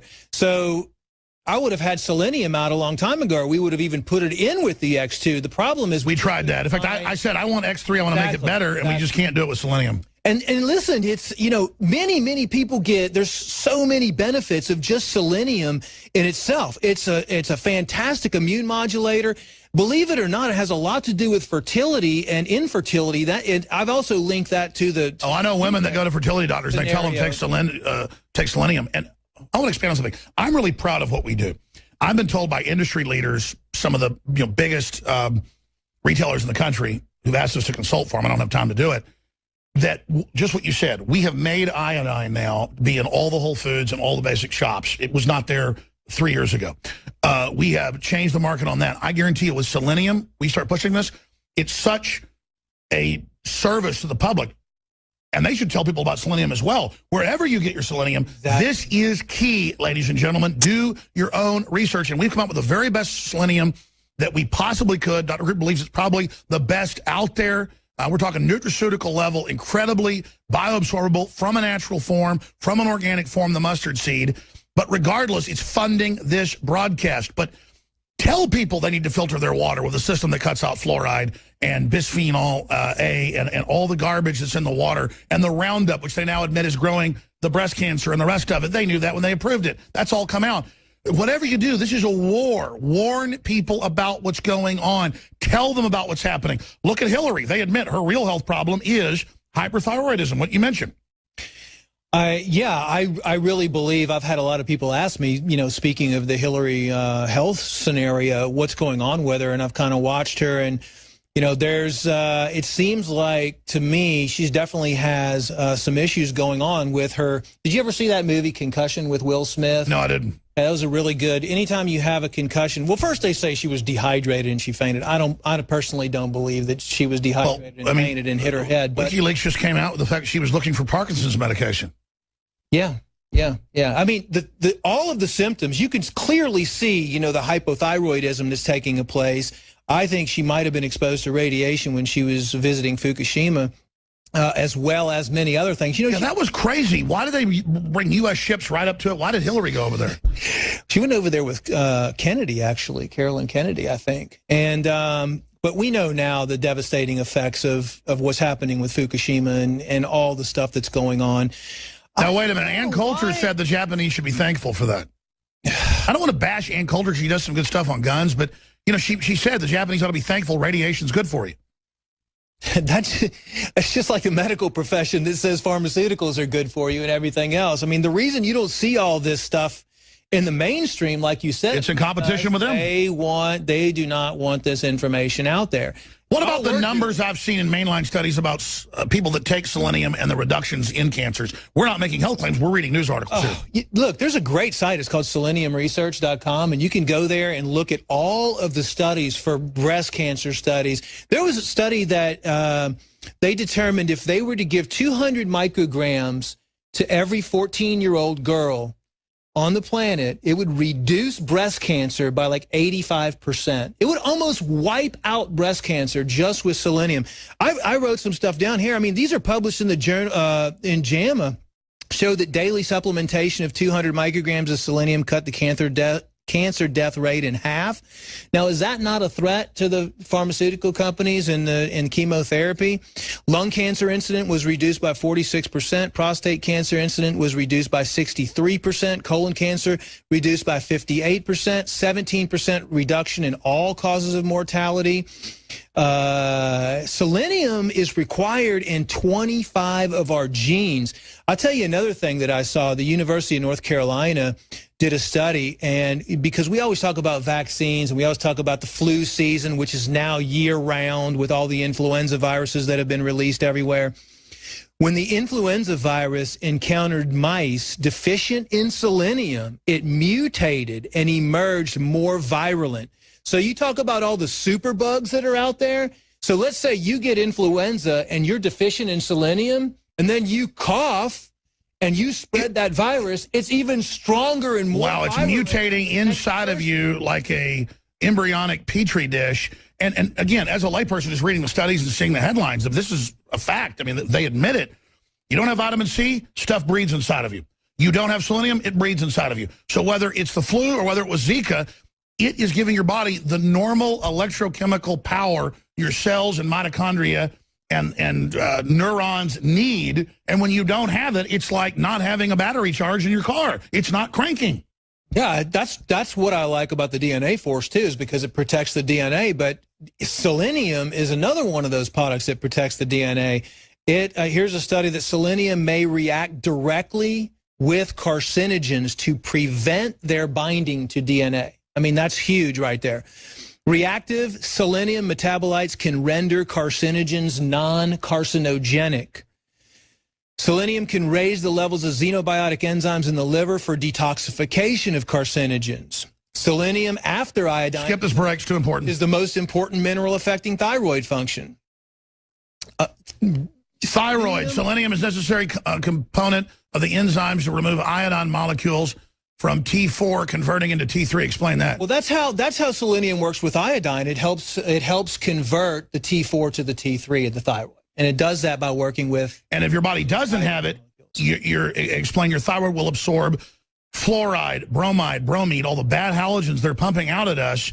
And then we wonder why hyperthyroidism and these goiters, and you look at women, beautiful women, young ones now, have these, even if they're skinny, these giblets hanging down. And the government just says, we're going to put you on thyroid medication, sweetheart. And you know, most pharmaceutical medications actually...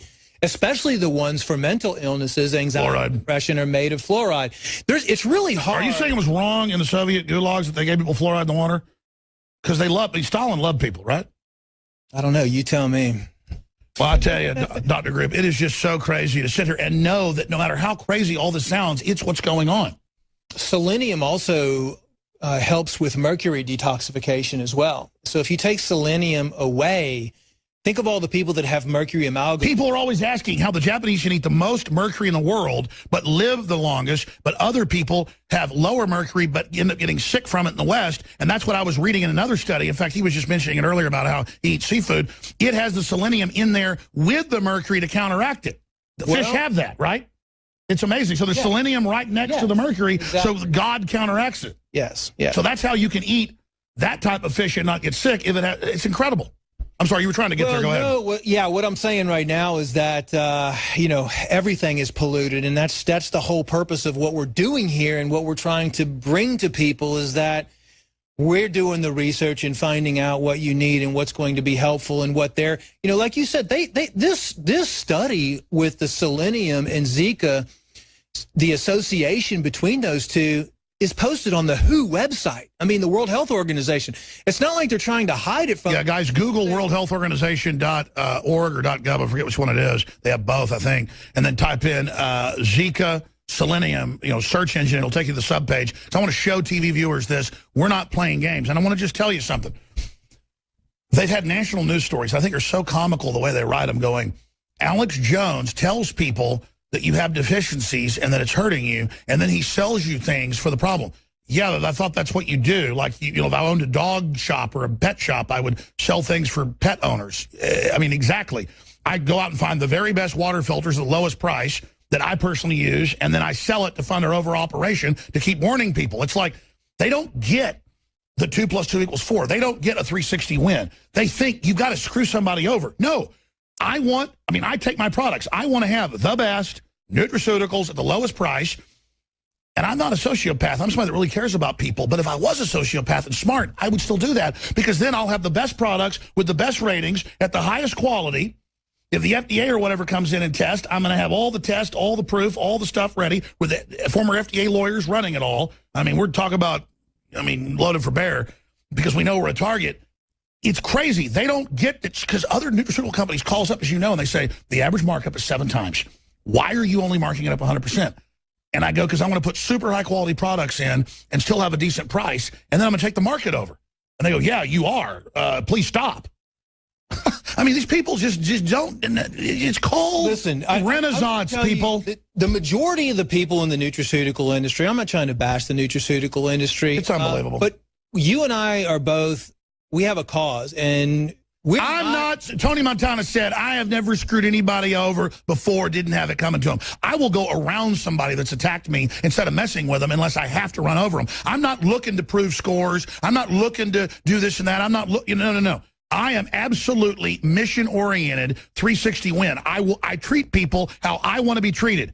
And it's not even a philosophy. It's my DNA. It's who I am. And I grew up thinking everybody was like me, and I learned they're not. And they wonder why they're losers. If you're a scumbag and a backstabber, you're a scumbag backstabber. Stop being one. Sorry, group. No, it's just that, I feel I was born to, my dad was involved with the invention of phthalates and plastic. By the way, I looked that up years ago when I first was talking to you like 10 years ago. Your dad was a very famous chemist. Yeah, and actually my family was, it comes from the Webster family. Noah Webster was my great-great-great-great-great-grandfather, and Pelatiah Webster was the one that wrote the original Constitution of the U.S., but my family had... Your dad came up with bisphenol A, basically. Yeah, my dad was one of the top developers for plastics, PVC. It was Exxon, right? With Exxon, yeah. He was one of the chief chemists with that. He actually did work for the government, too, and I think he was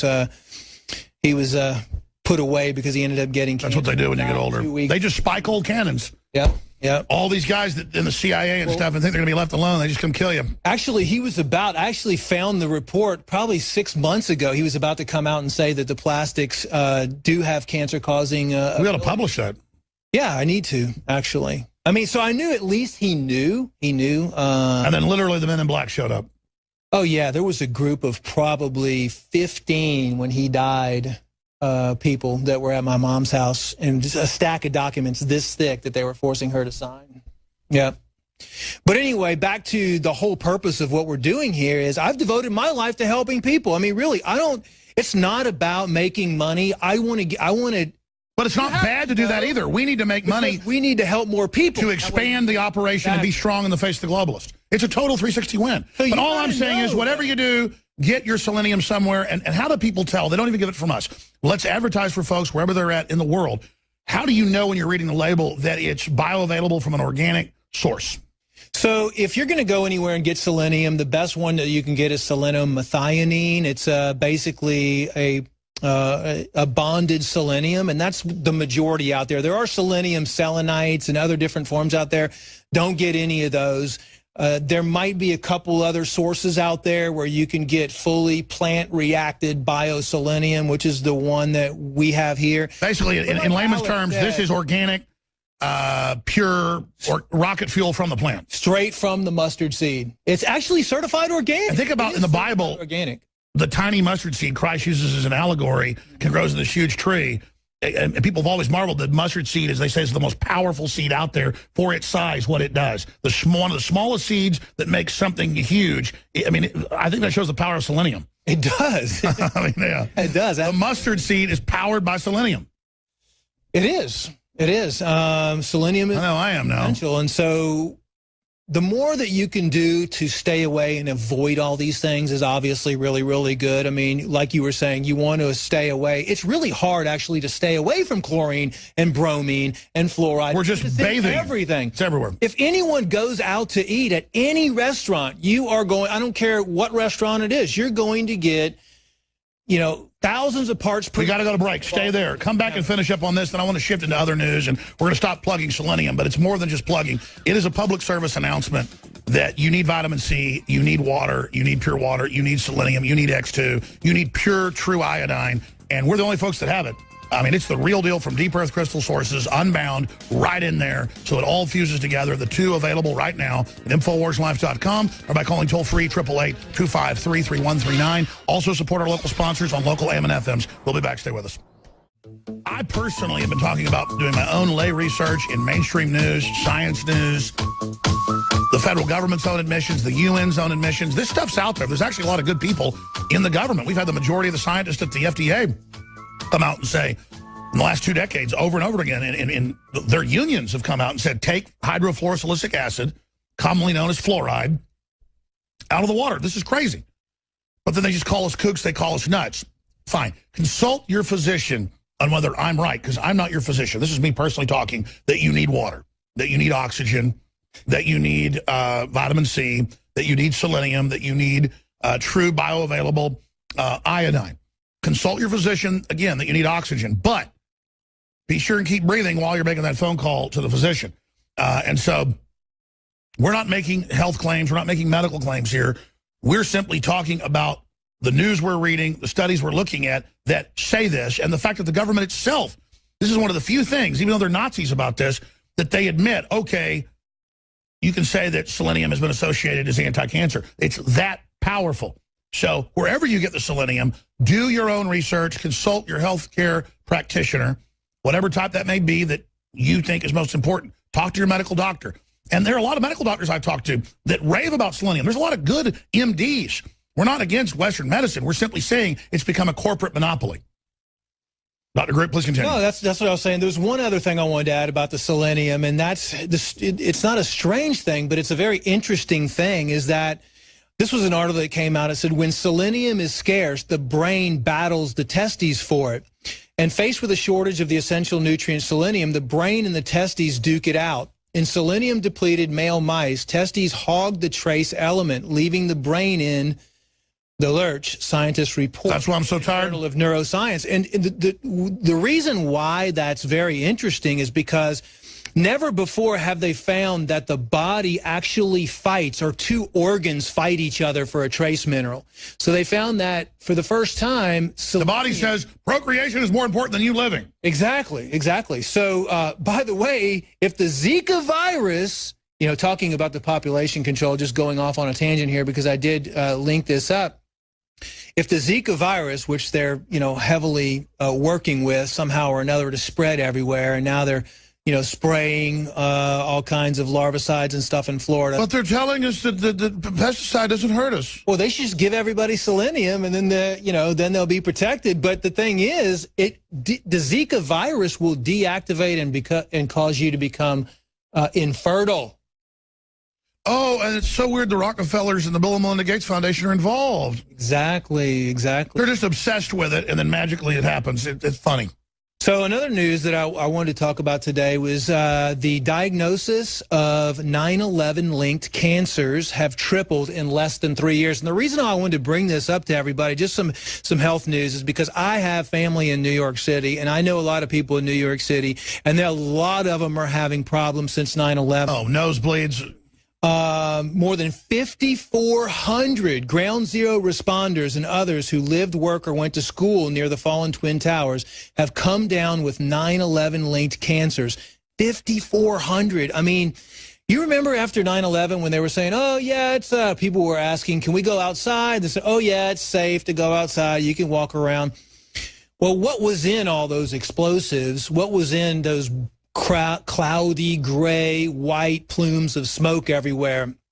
I don't know. I'm guessing there was a lot of arsenic. There was a lot of other contaminants and chemicals in there. Well, we do actually know. I'll talk about it after the break, but go ahead. But what I'd like to do is just let people know, listen, if you live in the New York area, you know, do your research, go online and type this in.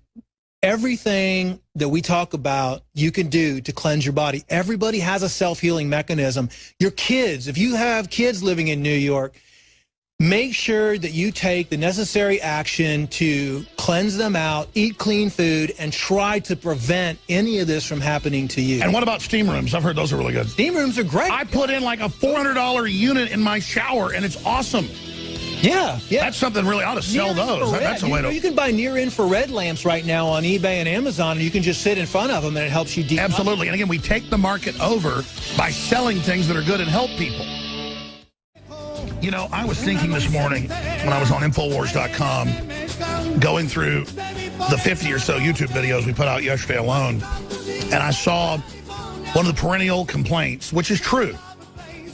And it was listeners going, Alex, when you've got a guest on and they're saying such important things, shut up. Stop it. But then I think you can't argue with success. Why are we so effective? It's because I am bouncing off the walls. I legitimately am concerned. It's not even hysterical. I'm just jumping up and down saying, hey, look, you know, the house is burning. Let's put it out. And I get so excited when you're saying things I know are true, and I can connect it to other things where the elite have written they're doing this to us. It's like, how do I sit here calmly when the Rockefellers did get the Zika? They did weaponize it. Bill and Melinda Gates are involved in releasing the mosquitoes to supposedly counter it, and now it's exploding. And it does target reproduction, and it does basically sterilize you. And then there's all these writings where they're obsessed with it. And he took over the Cold Springs Harbor laboratory, and the IBM head set up the Kaiser Wilhelm Institute. Then the United States set up the Nazis with the English, folks. And it's not a Nazi conspiracy. It's that I've read 500 books on the Nazis. I've read thousands of other history books. I used to read books every day. Nowadays, I just read news. I'll be frank. Now I have to read something that's science fiction to get my head out of this. I am a total expert on all this, okay?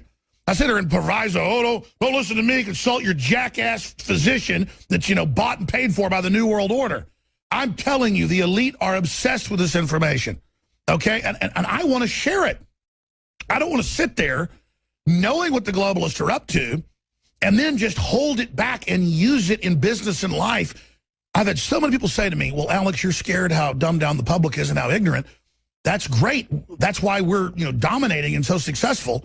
I've had folks in business tell me this because they're so dumb. And I'm like, do you understand that we'll be sucked into that, we'll be dumbed down, we'll be hurt by that, what comes around goes around? There is this attitude that permeates society, even in the middle class, of loving the fact that the general public are a bunch of TV head idiots. I don't take pleasure in that. I don't take pleasure in the decline of humanity by every metric, from IQ to life expectancy, despite all the technology, to infant mortality, to cancers exploding, to obesity, to every single thing you look at. We are going to hell in a handbasket. And a lot of it is the modern industrial world makes us lazy. They've dug up people, like I said last night, pull up articles from 5,000 years ago, and they were twice as strong as we are.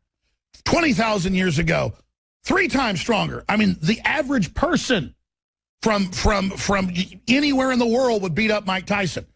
That's what's so crazy about this is we're falling apart, and these guys are greasing the skids like little devils, reveling in the fall of humanity because they're the biggest, piece of crap up on the top of the pile. I don't want to rule a dung heap, okay? I want to be with humanity genetically with my progeny and your progeny together to the stars.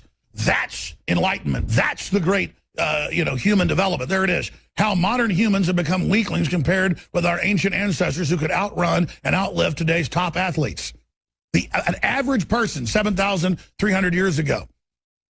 And they've gone through the bones, they've looked at the DNA, they've looked at all of it. We are falling apart. And by the way, I'm not on some high horse here saying this. Okay?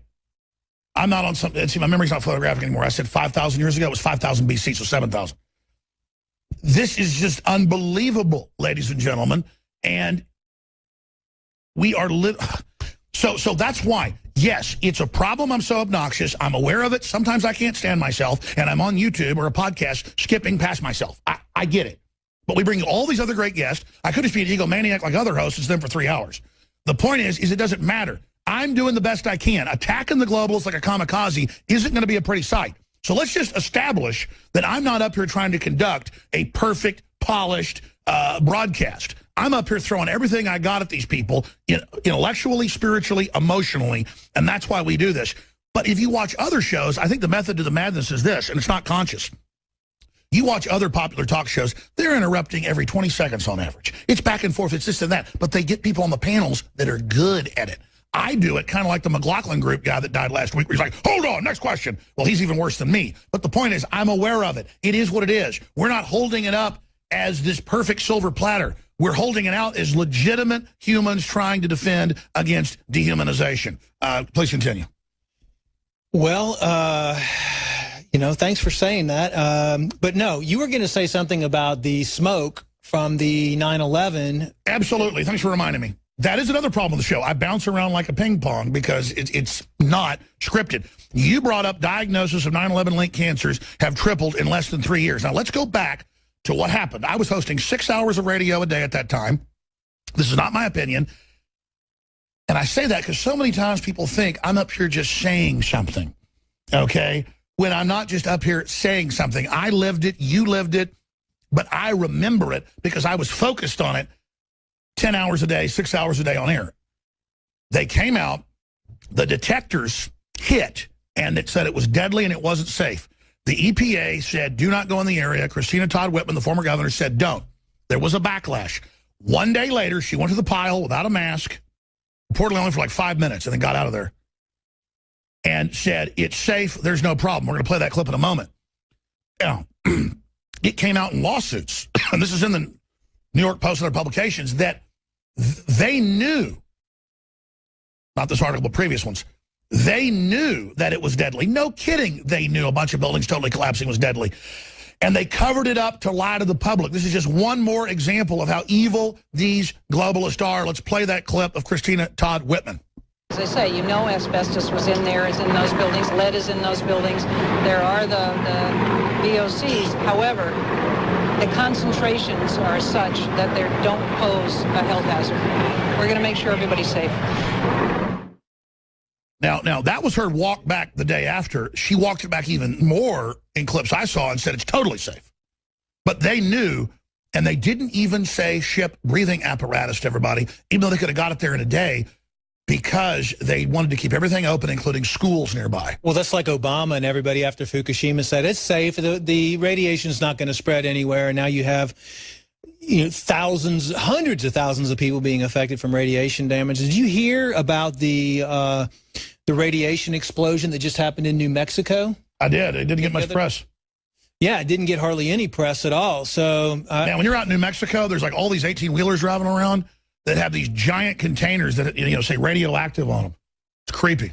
That is creepy. I mean, that's like the silent killer out there, the radiation. But I mean, the thing is... Oh, next you're going to say radiation exists? That's a conspiracy. It doesn't even exist.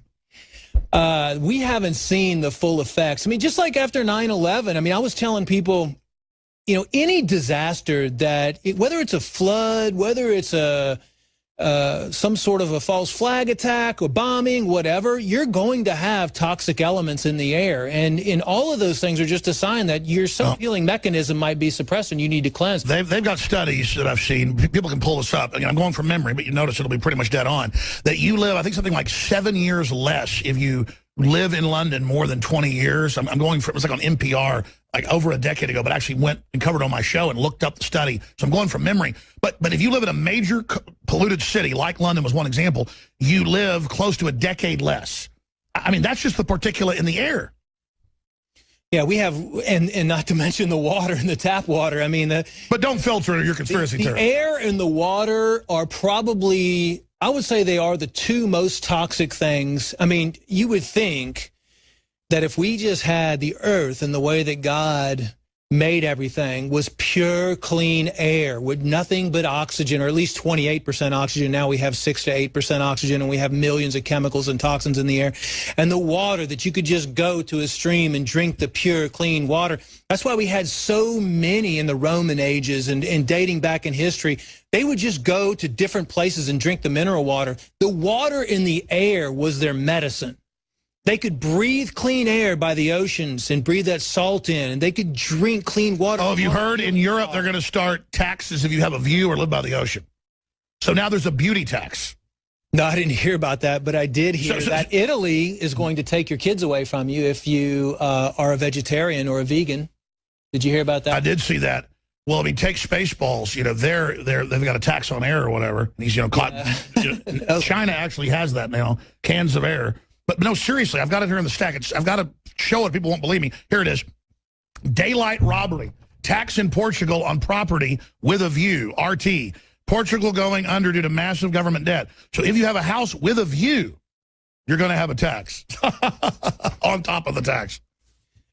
Yeah, I mean, it's not getting any better, that's for sure. You cannot make this stuff up. Bottom line, folks, get BioTrue Selenium, available at InfoWarsLife.com exclusively. This is the very best formula of naturally occurring selenium that Dr. Group could develop with us, and it is the best out there from our research. Absolutely amazing.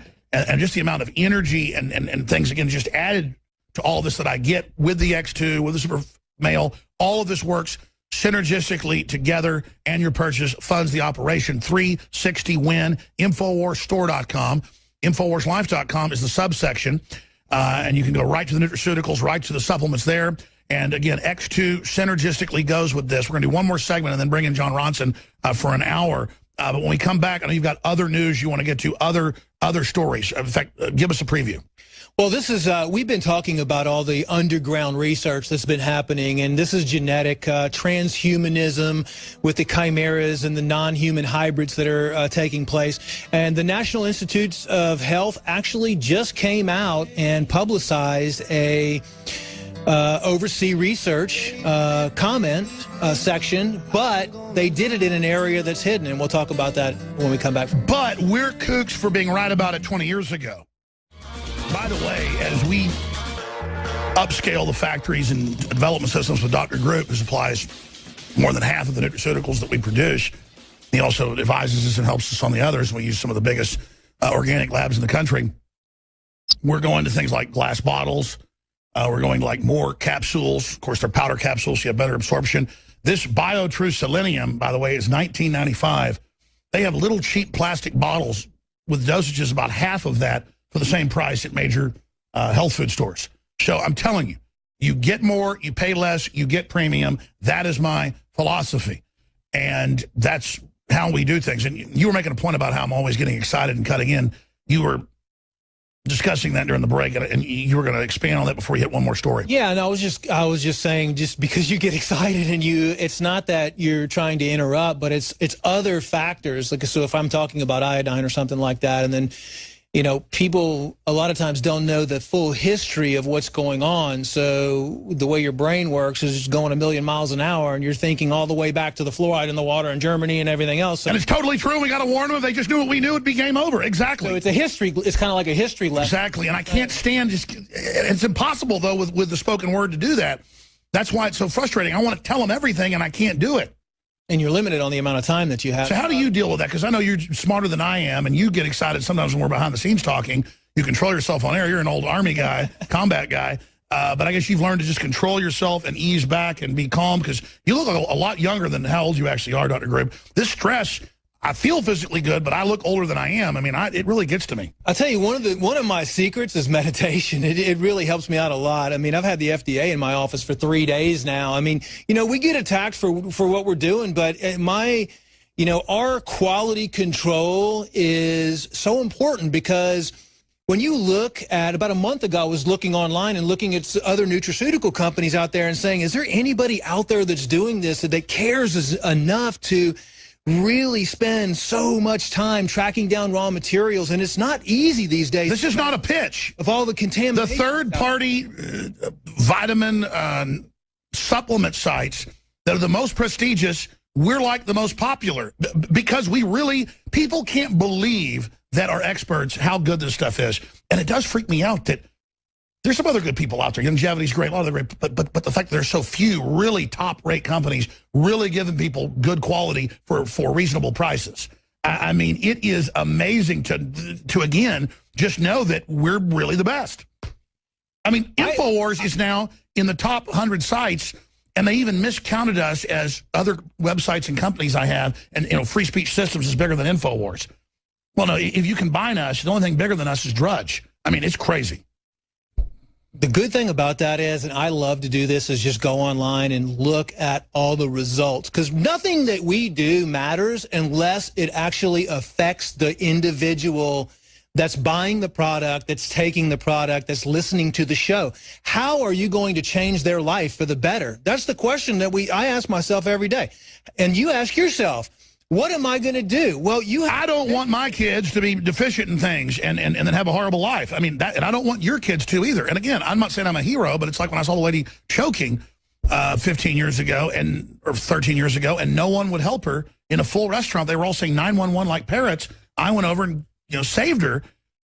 And it's just so weird to me that it's been bred out of us to even care about people. It's like I'm a chump because I care. But I digress, getting off into that.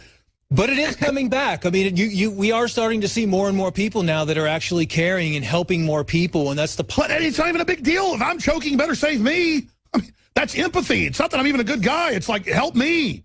I'm going to help you. I mean, what the hell? Or, love thy neighbor as thyself, right? Look, I don't apologize for getting upset because people are in a trance. Look at how they admit chimeras. In fact, I cut you off. Let's spend a minute on this. I mean, human-animal hybrids. This is incredible. This has been going on with DARPA and with underground Blackwater-type organizations for a long time. We've talked about it on the show. It's transhumanism. It's merging animal genes with humans, basically to create hybrids, hybrid humans for military use, for organ generation, for many other things.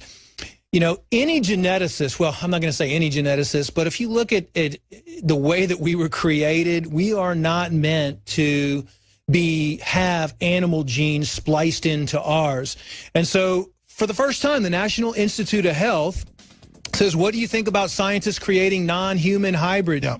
They posted on their website a daily public comment period for 30 days. And this is how they do it before they approve some ability for companies to do these genetic splicing. You know what? This is so huge. Will you tape a segment for the news tonight so you can really spend time on this? Because they're getting ready to, quote, legalize it. It's already been going on. This is so important. Dr. Group, thank you so much. Thanks for having me. Jon Ronson's coming up.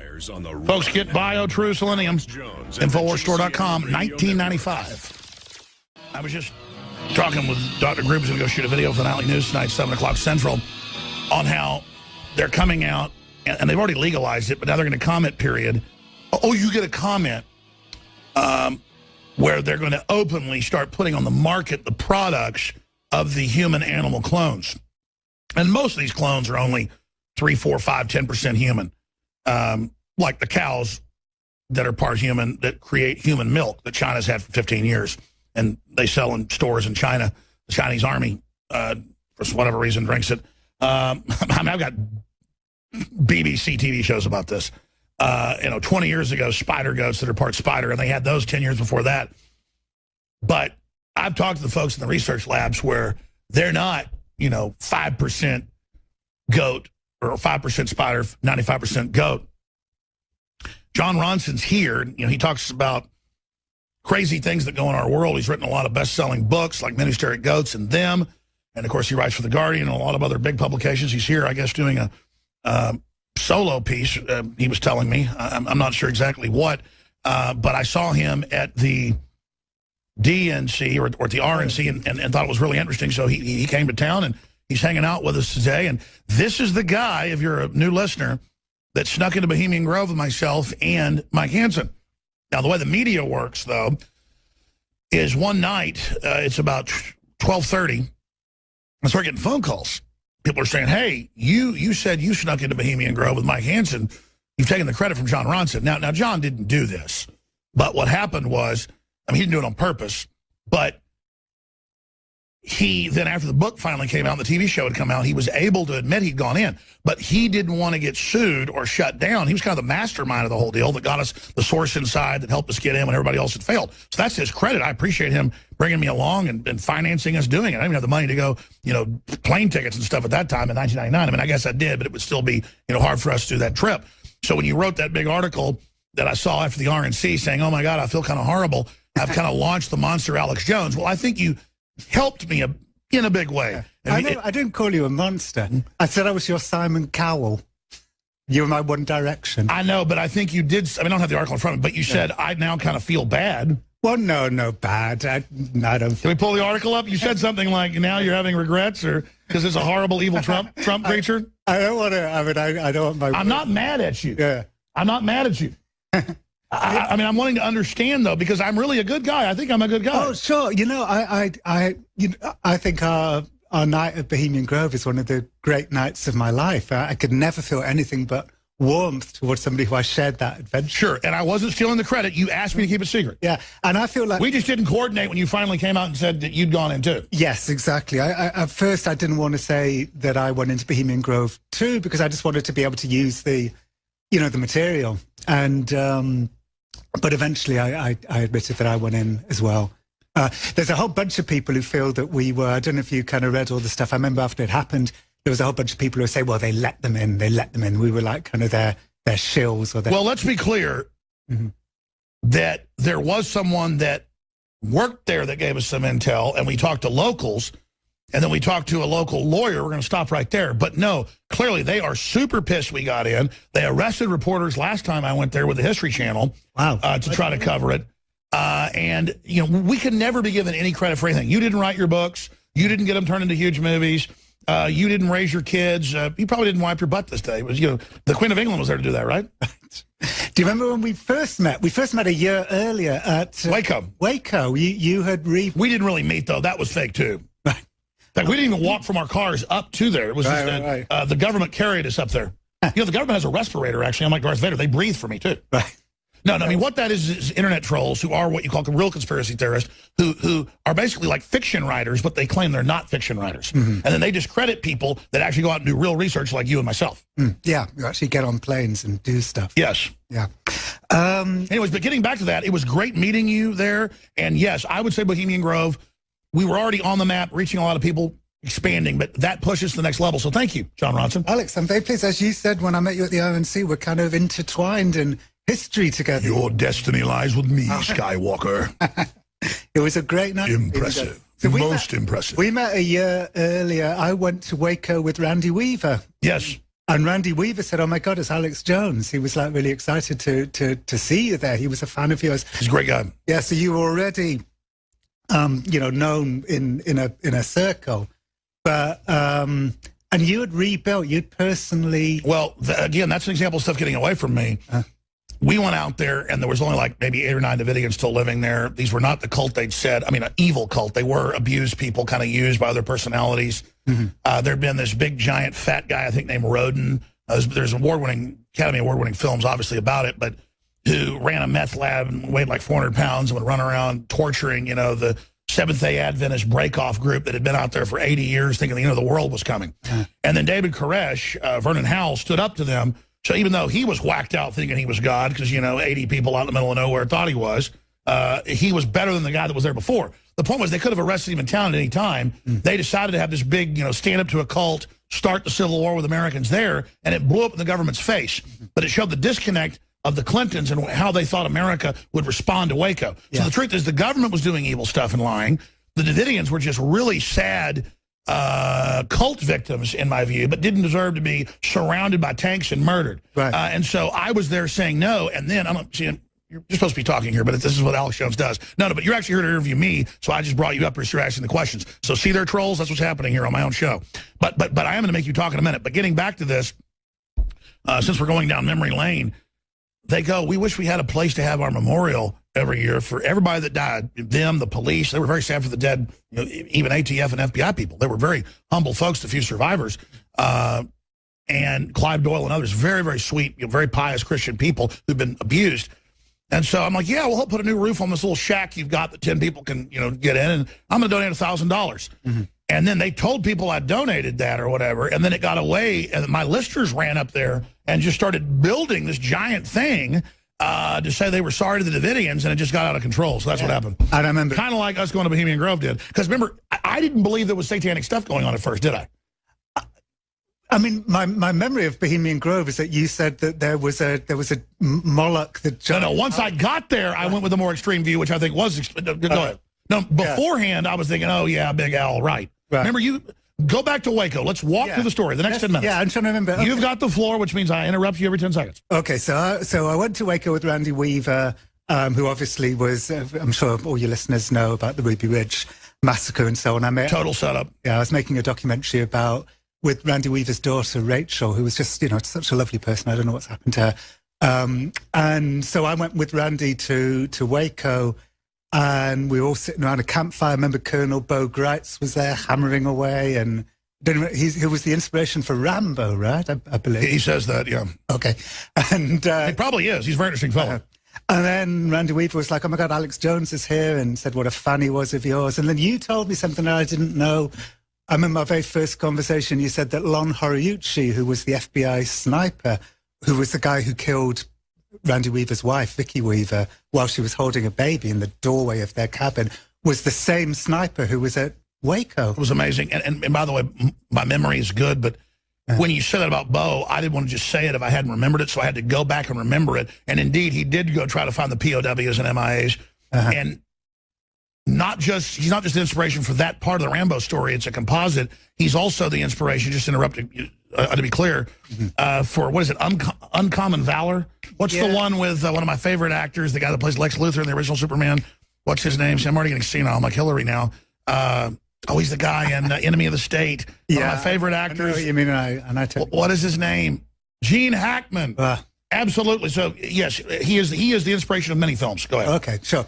So I remember meeting you at Waco, and then about a year later, I decided to write this book called Them, which was, if there really is a secret room from which a shadowy cabal secretly rules the world, it's got to be somewhere. And if it's somewhere, maybe I can get in.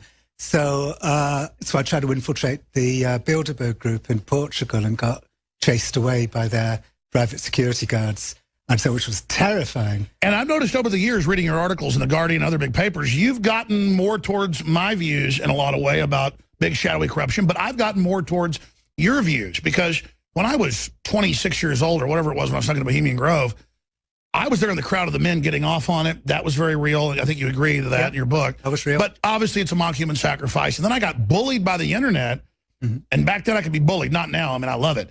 But, you mature that, no, that's a real person. And that's why I said, okay, maybe.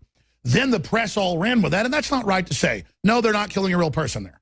Okay? And most people there aren't devil worshipers. And I don't think they're all out to get people. But there is an occult thing behind it. And overall, you go to Skull and Bones and other secret societies, there is human sacrifice going on. It's been proven. It's come out in police reports, little kids being abused. But that's at other facilities around the world. And I'm not going to say Bohemian Grove's part of that. But I did say with my crew, it was Joe Biggs and our investigative journalist, Wayne Madsen, that when Scalia died, they all said this looks like Bohemian Grove of Texas. All the weird devil stuff. Turned out it was a Bohemian Grove subgroup meeting. Sorry, go ahead. Yeah, well. I mean, see, so who can make that up?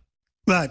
And my big memory of Bohemian Grove was, in fact, about a year later, I mean, I know we're kind of skipping back and forward, but about a year later, I was giving a talk in Belfast because, sure, you came out with your documentary, Dark Secrets Inside Bohemian Grove, where you did kind of say, well, maybe it was actual human sacrifice. And then I brought up my book, Them, where I said it definitely wasn't actual human sacrifice. And I think it's fair. You're going on C-SPAN like, you were with this guy. You're saying they're killing people. You didn't really throw me under the bus. You had to kind of say, I don't agree with Alex. Yeah, I had to say that. But because your interpretation of the ritual was quite far out, I was forced into this kind of weird position where I had to kind of defend the Bush family's proclivity to mock human sacrifice. I'm like, no. Which is a kind of weird. I never thought I'd be in that position. Well, I mean, at Skull and Bones, they do some really bad stuff. I mean, that is really dark. I tried to get into Skull and Bones also, but failed. Well, I want to say, you're a real journalist adventurer. Everything you do, all your books, everything. I mean, it's really riveting stuff because you actually go and do it. Yeah, I actually give it a shot. I'm not going to sit behind my desk and make stuff up. I'm going to actually, But going back, since I skipped ahead, because we're going, kind of like Choose Your Adventure, going way back to Waco, do you remember us standing around out there by the side of the building the church, and you're like, no, they really do have a big statue. They really do this mock thing. Right. Even then, see how I got even more radicalized. I was more almost mainline, just patriot, Ron Paul, anti-Federal Reserve guy. Don't you remember me going, really? You really think they do it? I don't remember that. I mean, I'm sure it could. But then once I got there and the old member going, and I mean, isn't it you that did say, but Alex is right, they were in religious rapture? This is where I think me and you really do combine in our memories of that night at Bohemian Grove. They were really into it. They were really into the ceremony that they were doing. This kind of, stupid pageantry, robes and hoods, ye shall burn me once again this night, and all of this kind of kind of you shall burn me again. Yeah, and all of that stuff. And they were really bring fire, bring fire. And yeah, I remember one guy came up to us and said, you know, is this your first time here? And I'm like, yeah, we just came up the drive. And he goes, oh, you're going to love it. Burn him. And kind of everyone was like really into it. I thought, okay, so Alex and Mike, I'm being completely honest. I thought, okay, Alex and Mike are kind of really into this, thinking it's some kind of Moloch type deal.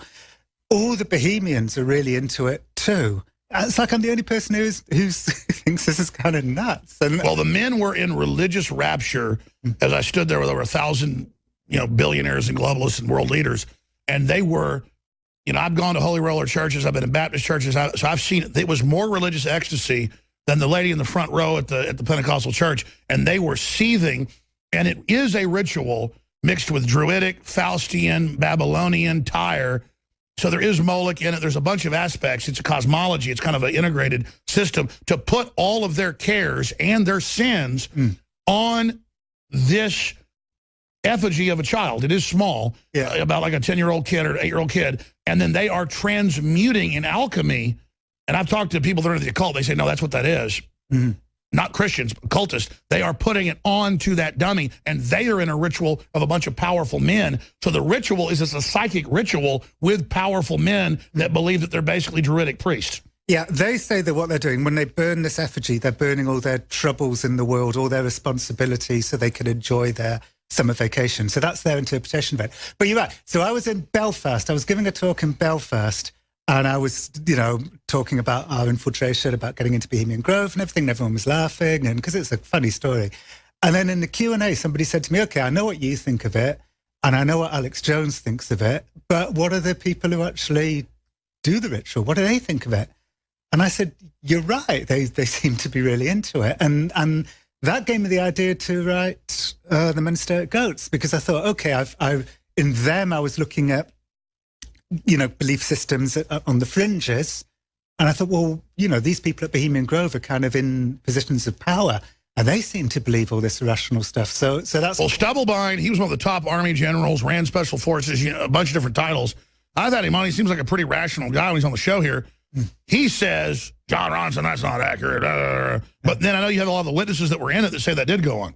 Yeah, absolutely. Well, I interviewed General Stubblebine up in upstate New York in a hotel. I interviewed him a couple of times. And so he was head of Army Intelligence. I know he's a fan of yours and may be watching this right now. He was head of Army Intelligence with 16,000 soldiers under his command. And he got it into his head that, what is the atom mostly made up of? Space. What are we mostly made up of? Space. Well, what are we mostly made up of? Atoms. Yes. So if you can merge the spaces, then you can pass through objects. Sure. So General, but to me, it's like Star Trek being energized, beamed. To me, the problem word in all of this is mostly. He said, what is the atom mostly made up of? Is space. There is some other stuff too. Anyway, so he would get up from behind his desk in Arlington and, try and walk through his wall, but would keep bumping his nose and even got bruised and was worried. But they did kill a goat staring at it. Well, you know what? A goat fell over while being stared at, apparently. But I think if you... It was a young goat, though. No, it died. I don't know if it died. What I know is if you stare at a goat for long enough, it'll eventually fall over. But it could be coincidence. It could be bored. It could be just, So apparently a goat... We can talk more about the goat staring if you would... Absolutely. I want to know about whatever new projects you're working on. I guess you're working on them right now. And we'll come back with John Ronson. We'll give out your website, Twitter, any of that type of stuff as well. I'm Alex Jones. Thank you for joining us. There's a lot more coming up. I'll be hosting. I'm going to go ahead. Right now, let's get more into Donald Trump and your view. I know you're like a mainline liberal is what I'd call you, but you're a good guy. Actually a liberal that can talk. And so many liberals claim they're super intellectual, but then when you actually try to debate them, they have nothing to say. I see myself as a real liberal in the Thomas Jefferson vein. Like, I have lower taxes. I do what I want. As long as I don't hurt you, I have guns. That's liberal. My girls know how to use firearms. That's real feminism. And no man or any other woman is going to abuse them without them fighting back. The average liberal woman I know can't even hardly wipe their nose, and they're taught to be these gibbering victims. The crisis, in fact, you said you wanted to interview me about this piece you're doing. I don't know if you can talk about your own piece here while you're doing the interview. which then the trolls will transmute into me interrupting you in your interview of me here on air, which is what this really is. But I want to hear what you have to say because it's so interesting. So it's kind of a double interview. I'm interviewing you, me, you're interviewing, I'm interviewing me, you're interviewing you. No, but seriously, teleprompter free, folks. Looking at this, you made a really good point on the phone last week when we were talking about the crisis in the mainstream media and why it's imploding, why it's not trusted, why it's not falling apart. Separate conservatives and libertarians and all their problems and Trump. Nobody's perfect. And the horrible Republican establishment. Sure, I get it. But the Democrats really seem to have reached a new nastiness level. Is it arrogance? Is it fatigue? I mean, you really seem to crystallize the hypocrisy. Yeah, I mean, it's always hard for me to talk about a story while I'm writing it because my thought processes are all muddled, and it's only when I'm sort of sitting there for weeks writing about it that I begin to make sense of things.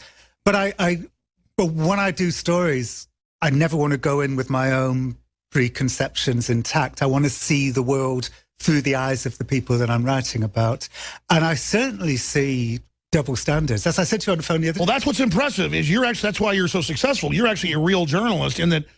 I may disagree with your final outcome a little bit or some, but the point is, still, you actually do get into other people's shoes. Well, what I was saying to you on the phone, and I'm still trying to figure this out in my head. But so what I'm about to say may be nonsense or it may be valid. I don't know. But what I said to you on the phone the other day is I was thinking about Pat Smith, the woman whose son died in Benghazi, and she was on stage at the RNC, and very upset. And in fact, at one point, she yelled out "Hillary for prison." And I thought, wow, Alex Jones has made it onto the stage of the Republican National Convention when she shouted that out. Anyway, after Pat Smith's speech the next day, a lot of people on my side of the fence, a lot of people on what you'd call the liberal media or the mainstream media or whatever, were like, look at how the Trump people exploited this grieving woman, having her on stage. People are crazy with grief, and you shouldn't be exploiting people like that by having them on stage and making political points. So the following week, the Khans were on at the DNC, and nobody said that about the Khans. Nobody said the Democrats are exploiting this family that are crazy with grief. Now, I happen to think that the Khans have every right to be on stage at the DNC, and I also think that Pat Smith had... Sure, I mean, used to the Democrats would at least not be nasty. That's what I mean. They've gone to a new level, exactly. And looking... Yeah. Go ahead. But I find that those double standards, when my people do something wrong, I get really interested. I mean, this is the purpose of my book, So You've Been Publicly Shamed, about kind of social media shamings. I'm really interested. Like, I'm not... Is that why you're into Aid Skrillex and Carl the Cook? Well, I don't really know anything about them. Well, they're trying to shame us, saying, get out of here, you have no right to free speech. But then you're trying to shame the shamers. Well, the internet grabbed it. We didn't make the meme. Right. I wouldn't actually do that, call somebody Aid Skrillex and all that. Okay, sure. But... yeah, so I think that's really interesting, and I think you need to look at those double standards. You need to look at what both sides... Sure, but I mean, now he is Aid Skrillex. So see, I'm saying I wouldn't coin Aid Skrillex, but what do I do when he's now known as Lord Aid Skrillex, king of the memes? Right. Well, you know what? I haven't seen the clips. I haven't... Maybe we should play some of these later as we descend on the Carl the Cuck. You know what a conservative cuck is? You are listening. Really? You know what cuckolding is? Oh, cuckolding. That's like when you're like... A man has sex with your wife in front of you. Right, okay. We'll be right back. All right, I want to just fast-paced run through a bunch of news with you and bring up other points Sean Ronson wants to get into. We'll get into Ministeric Goats and your new book about trolls. But since you mentioned the trolls, let's get into that now. People can call it trolls, being mean to somebody else.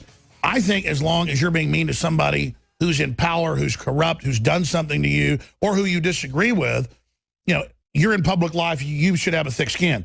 I know also kids can be mean, things that would go on in junior high before that wouldn't be magnified now are.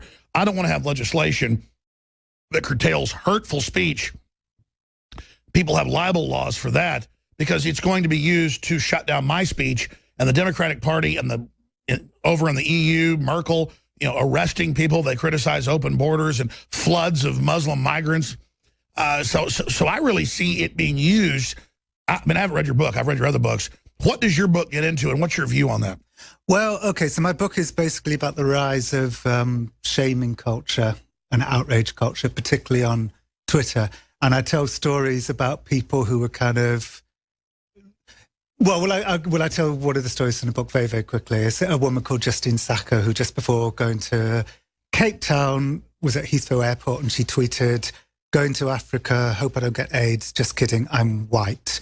And then she got on the plane, and while she was asleep on the plane, Twitter took control of her life and just tore it apart. Even though her joke was, she was trying to make a kind of South Park type joke about, mocking her own privilege, but, while she was asleep and unable to defend herself, Twitter destroyed it. And it wasn't, everybody, Justine's destruction was a destruction that everybody could get behind. So she was destroyed by kind of misogynistic trolls, by hipsters, by social justice people. She was destroyed by everybody, and that's what really interested me. I was about to say, I think the real battle for the average liberal, fake liberal program zombie is the hipsters joining the troll army against the oppressive trolling of political correctness. So a titan against a titan, a troll against a troll.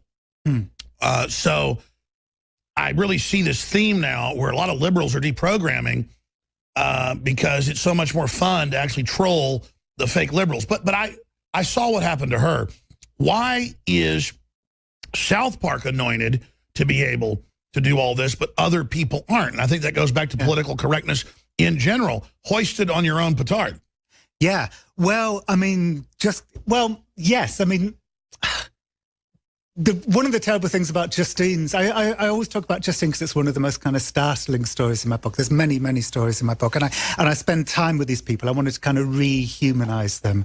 The purpose of a social media shaming is to kind of objectify and ruin somebody, define them by a fragment of their lives. And the thing about Justine's destruction was that she was asleep on a plane and she didn't even know she was being tried and convicted until after the conviction had happened, and she was fired from her job. And, because everybody's scared when Twitter rises up en masse. No, I get it. She's on an airplane for 8 hours, and when she lands, this is a 21st century issue where your 15 minutes of fame is your 15-minute funeral pyre. Yeah, exactly. So she lands, turns on her phone, and there's a text from somebody that says, "You need to phone me right now. You are the worldwide #1 trending topic on Twitter." But see, let me give you a Jedi secret.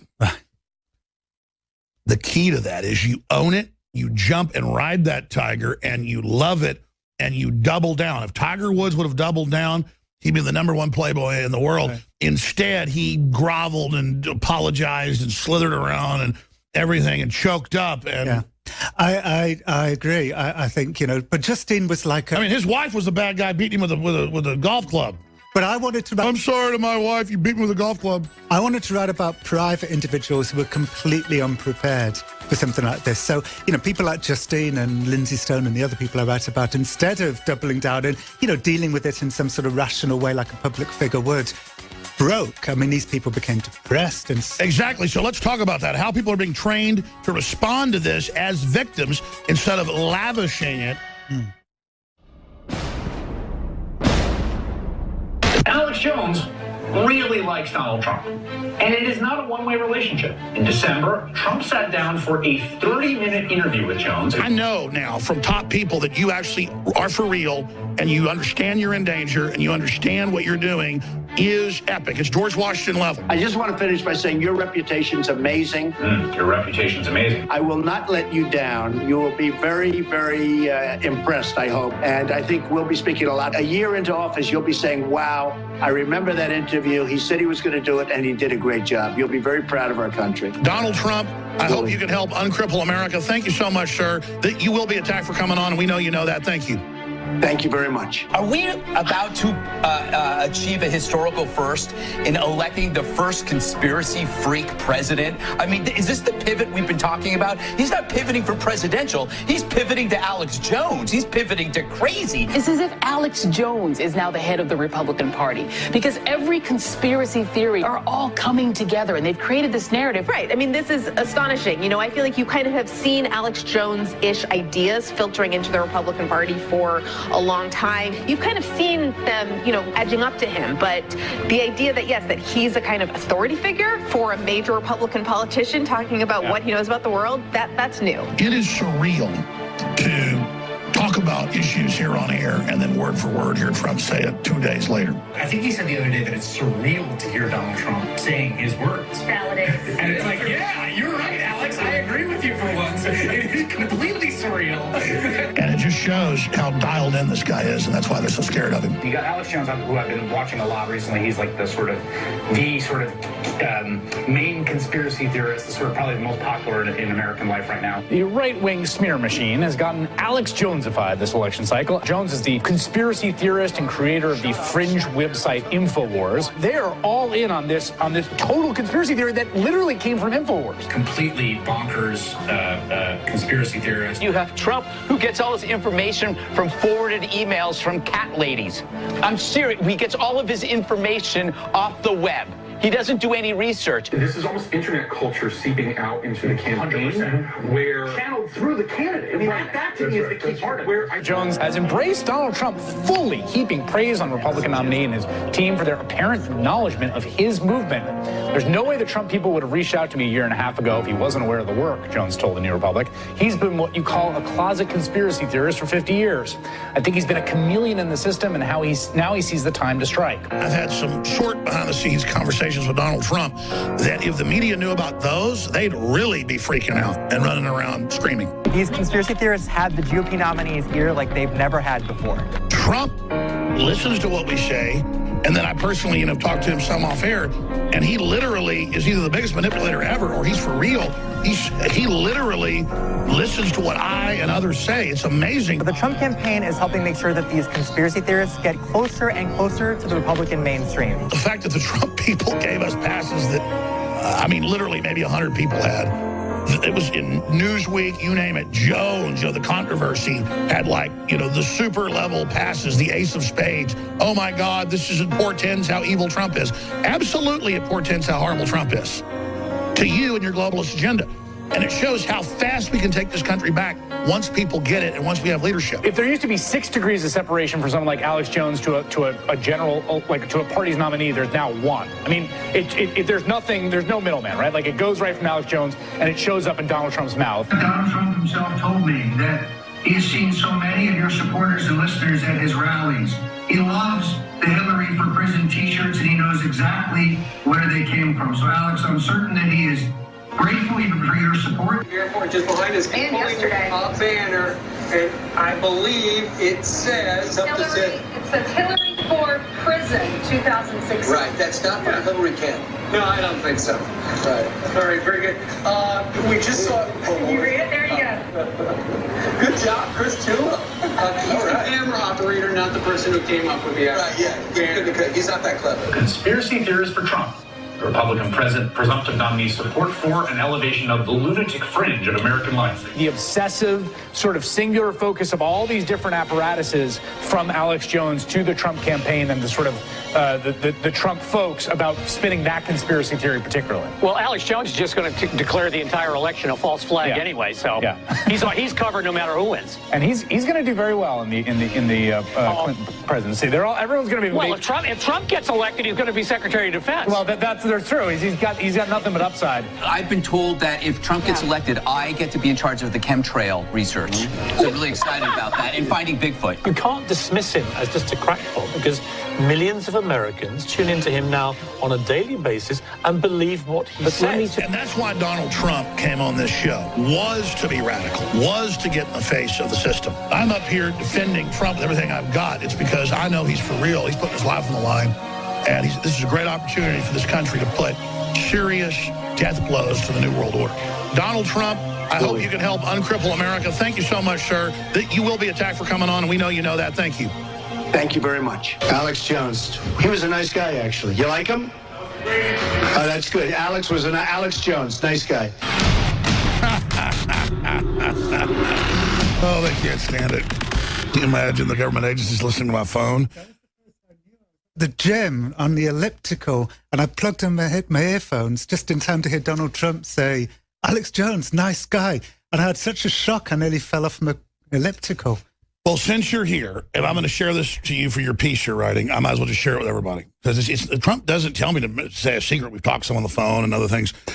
But I just, you know what? I don't think it's best if I sit there and get into all that. It's very evident he's a patriot. It's evident he's talking about real issues. It's evident he listens to smart people. He admires people that have independently changed things and set up new systems that have been game changers. And I'm not bragging about myself. they say invention, well, they say necessity is the mother of invention. You've been there since pretty much I started. I was just trying to reach people about the globalist. We did innovate some media systems. We did do a lot of things first.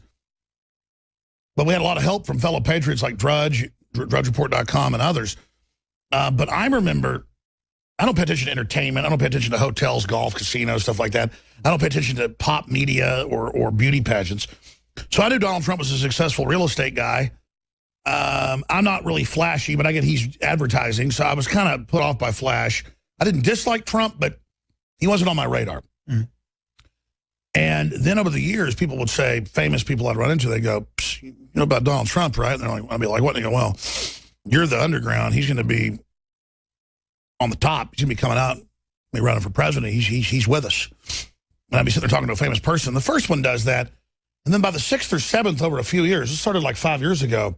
And then right before he announced about a year and a half ago, I'm sitting there with a famous person who's in media, and they go, yeah, you know, I did a TV show with Donald Trump. Yeah, you know, he likes your show, and, you know, he's really concerned about things. And you like Donald Trump? And I'm like, casino guy? I don't know. Doesn't he hang out with the Clintons? He's like, no, he just does that for business. But let me tell you, Trump was already, is so slick. This guy must have the energy of 50 people, like had tentacles out checking to see if I liked him or whatever before he even ran. And he went and spent a month in Scotland just thinking about if he wanted to do it. And the bottom line, I was told this by people that know him before it was in Politico. And Politico did write an accurate article. I think it's like how he did it or why he did it.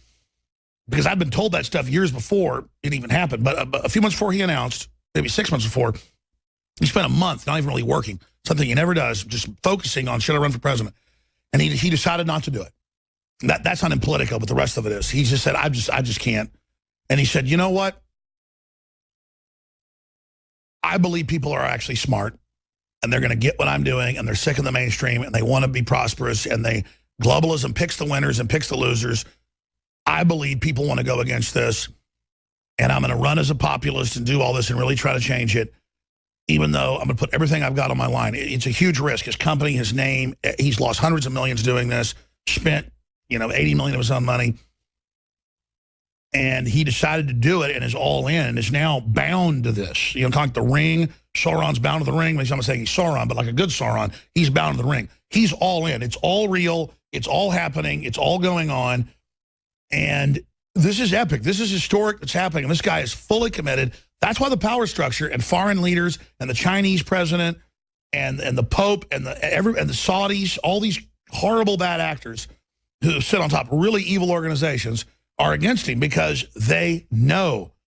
And he's done it. And they're creating this lie that he's behind all the polls, adding 15% more Hillary Clinton, you know, people to him and stuff. And I think even if he loses the election through fraud or reality, he has won by blowing giant holes in the media facade, and that it signifies the collapse of this current paradigm. I mean, Donald Trump killed the New World Order.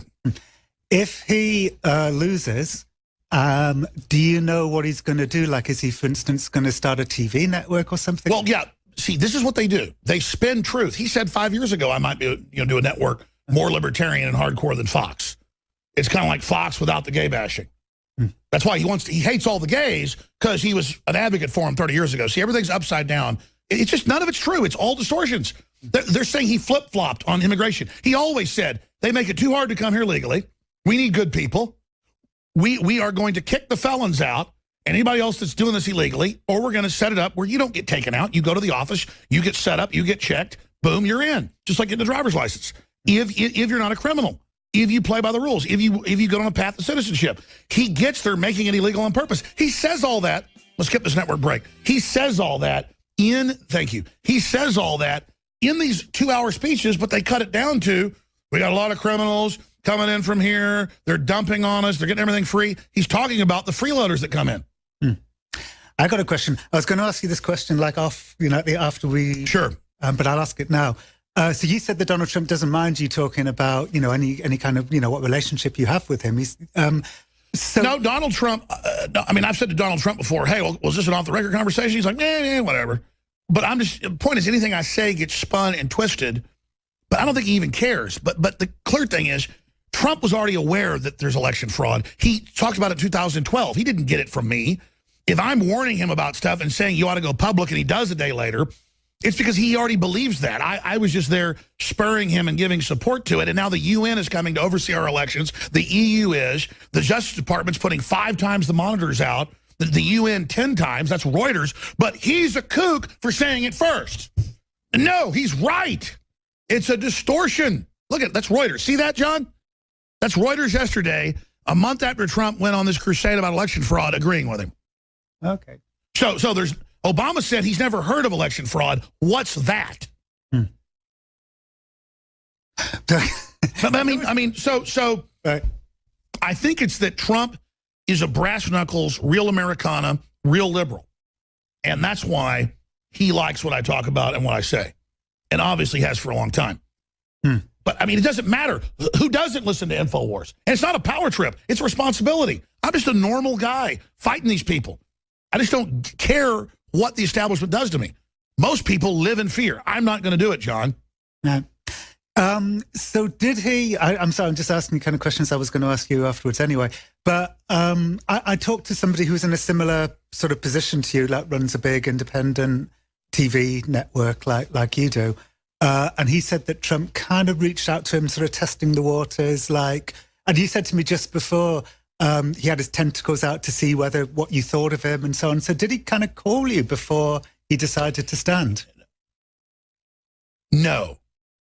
And again, it isn't about even getting Trump interviews, which we can get. And we're probably going to do one this week or next week. The point is that that's just a symbol of Trump doing what Trump wants to do. Obviously, with other people in his campaign not liking it. But getting a Trump interview is not the big thing. Covering news and everyone hearing me for 20 years talk about human-animal hybrids and that are already going on, and now they admit it, that's bigger than Trump coming on. See, as the Pope comes out and calls for world government, that's bigger than Trump coming on. This is our movement. InfoWars was that Trump rally. We are the populism. We're just the mains. Say there's a NASCAR with a bunch of sponsors on it. We're on the hood. We're on the roof. We're on the tail. We're on the doors. There's a few other logos on there, but we are the NASCAR. Yeah. So I mean, you understand that? Yeah, well, but this has been my mission. And it's not so it's not about me and the detonator cap, like a detonator cap on a howitzer shell. We're InfoWars. This little office here in Austin is a detonator, and then all we do is detonate the larger charge. And we've already detonated it. It just takes time for it to incrementally go out and then devastate the globalist. I think people don't realize. I was at the. They could blow a big crater here. Just get rid. It wouldn't matter. It's already done. Yeah. Like V climbs up in the thing and is happy to die and just lays there and the train rolls on. You understand? Yeah. It's like when he's sitting there talking to the police state chief and he goes, you and I have a lot in common. I'm not afraid to die. And he goes, the only thing we have in common is in 5 minutes we're both going to be dead. And I don't mean physically dead. I'm saying it's already detonated.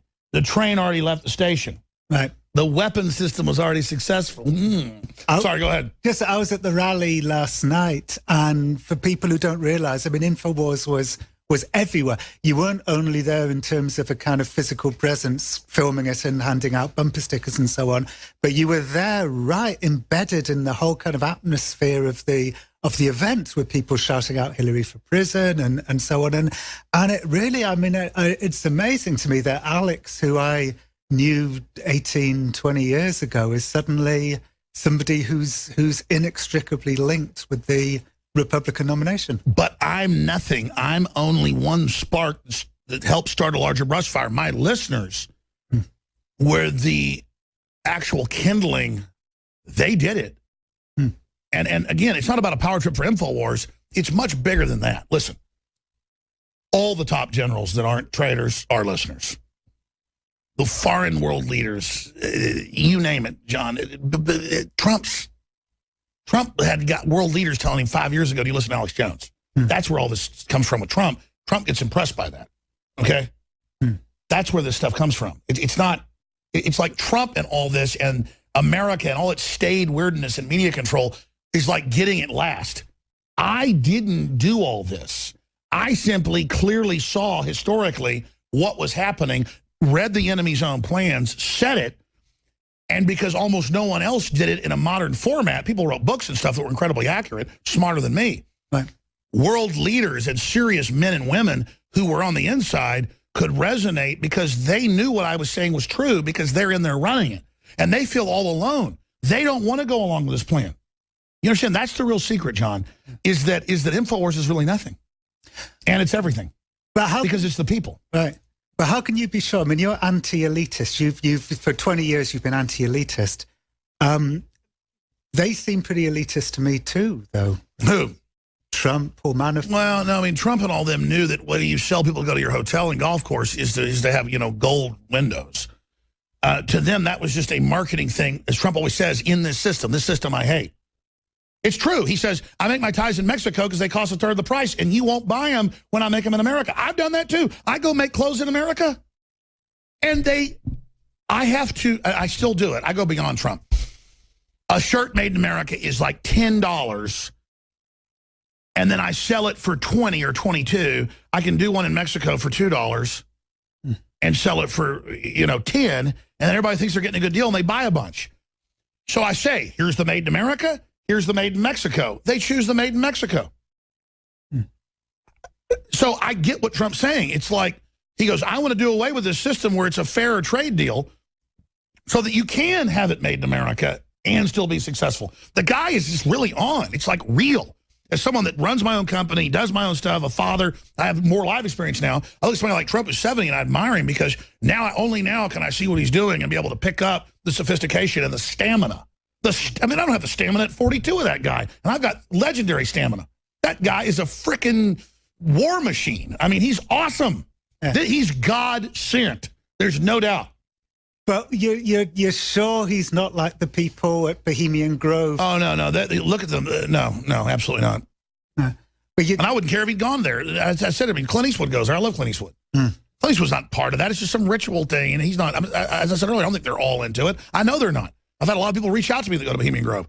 And they go, I thought you were full of it in 2000, and then I kind of got deeper into some spinoff groups, got a little bit weird. But, we're not all bad, but I get what you're saying. It's just a cult feeder group. Hell, man, it's like going and joining a local motorcycle gang, and then you learn there's actually a meth deal going on, inside of it. You were just joining a motorcycle, club. You didn't know it was a real gang, So I don't just judge everybody. It's like if I've got family in town and one of them is a Buddhist and they go, hey, go to my Buddhist temple with me. And I go, and then people see me out in front and start taking pictures. And they go, Alex is a Buddhist. Alex is a Buddhist, Well, no, I mean, you're not a Luciferian just because you go to Bohemian Grove once. Yeah. I'm not bashing Buddhists. It's just that, it's an allegory. Speaking of bikers, I met the head of bikers for Trump at the RNC, and we had a strange conversation. Can I recount the conversation? Sure, go ahead. We've got the time. We can go for 10 hours. So I said to him, we were both queuing for drinks. He ordered his, I ordered mine. Thank God. He ordered a Coors Light. I ordered a sweet iced tea with vodka, which made me feel like much less American than he was. Sounds tasty. Yeah, it was good though. And I said, can I interview you? And he said, sure. And I said, so have the mainstream Republicans, like the old establishment Republicans, have they made you feel welcome? And he said, it's up to me to make them feel welcome. I'm more welcome than they are. And then he said to me, enjoy your visit. And I said, thank you. And then later when I got home and I listened to the tape, he didn't say, enjoy your visit. He said, enjoy your visit, because of my non-American accents. And I thought, wow, I annoyed him. And I don't really know what that was pretty much the entire... Here's the thing. Bikers are good people on average. Mm-hmm. They're throwbacks of like primitive men. I don't mean primitive as in they're weak. All they get is tribalness. They're intellectual, but at the end of the day, they feel like they're under attack. And so they can only identify and trust what looks and acts just like them. And it's beyond racism, whether it's black people or bikers or military or whatever.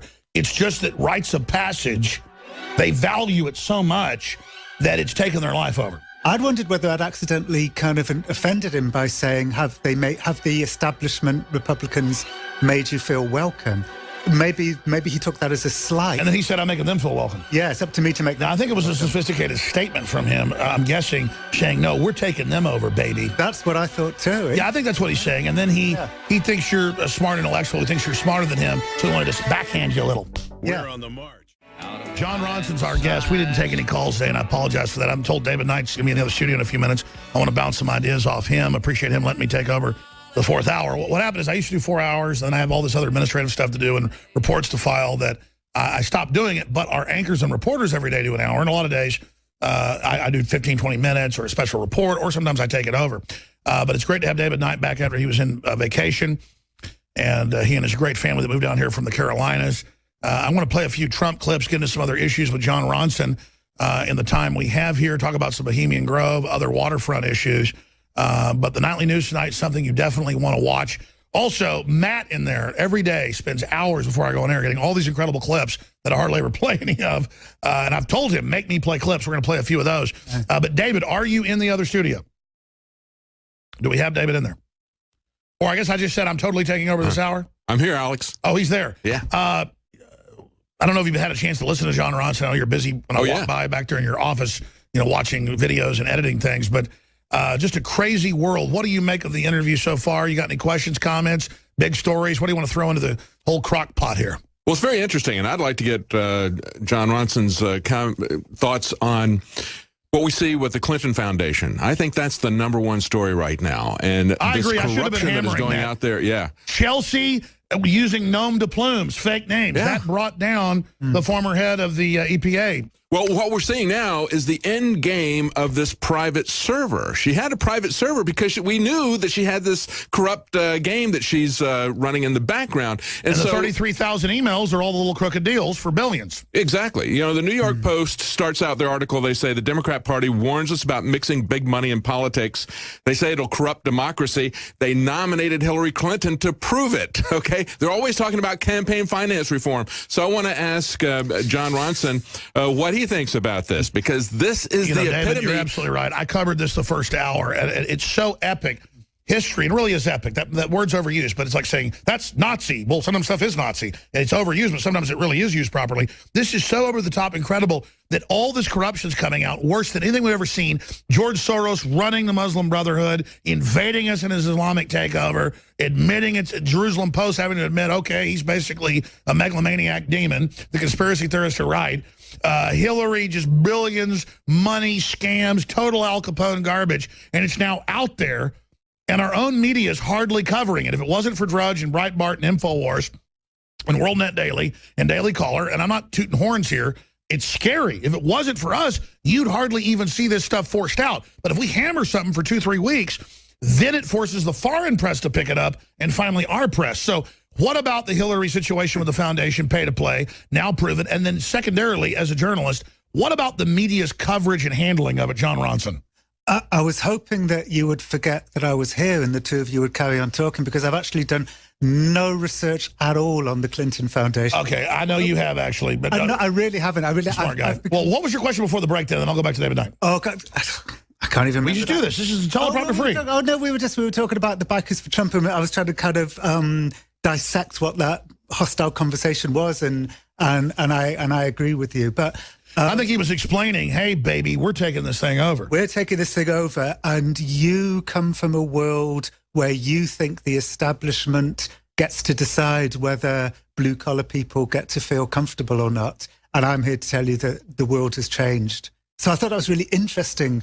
Yeah, he's saying, hey, we're making them comfortable. Yeah, yeah. Exactly. Exactly. And I thought that was very interesting. And it shows this kind of, huge... I think the guy was really smart. He's saying, we don't give a damn about what you think. Yeah, I agree. I think it was really smart. It was smart and interesting and layered and nuanced. And is it that people that tune into Trump, it's not that he's perfect. You're saying this is I'm sorry to use the French, FU card. It's like, we're done. Yeah, we know you don't want it. Here it is. Yeah. I mean, he kind of misperceived me as a member of the kind of liberal establishment who was kind of gently, You're an independent liberal. Yeah, I really am. I don't consider myself an advocate for the left whatsoever. And one thing that I've become very interested in... Well, you told me on the phone they've become very bullying, and you see that. Yeah, sure. I mean, my public shaming book is all about how my people bully. And well, real liberals are supposed to be against bullying.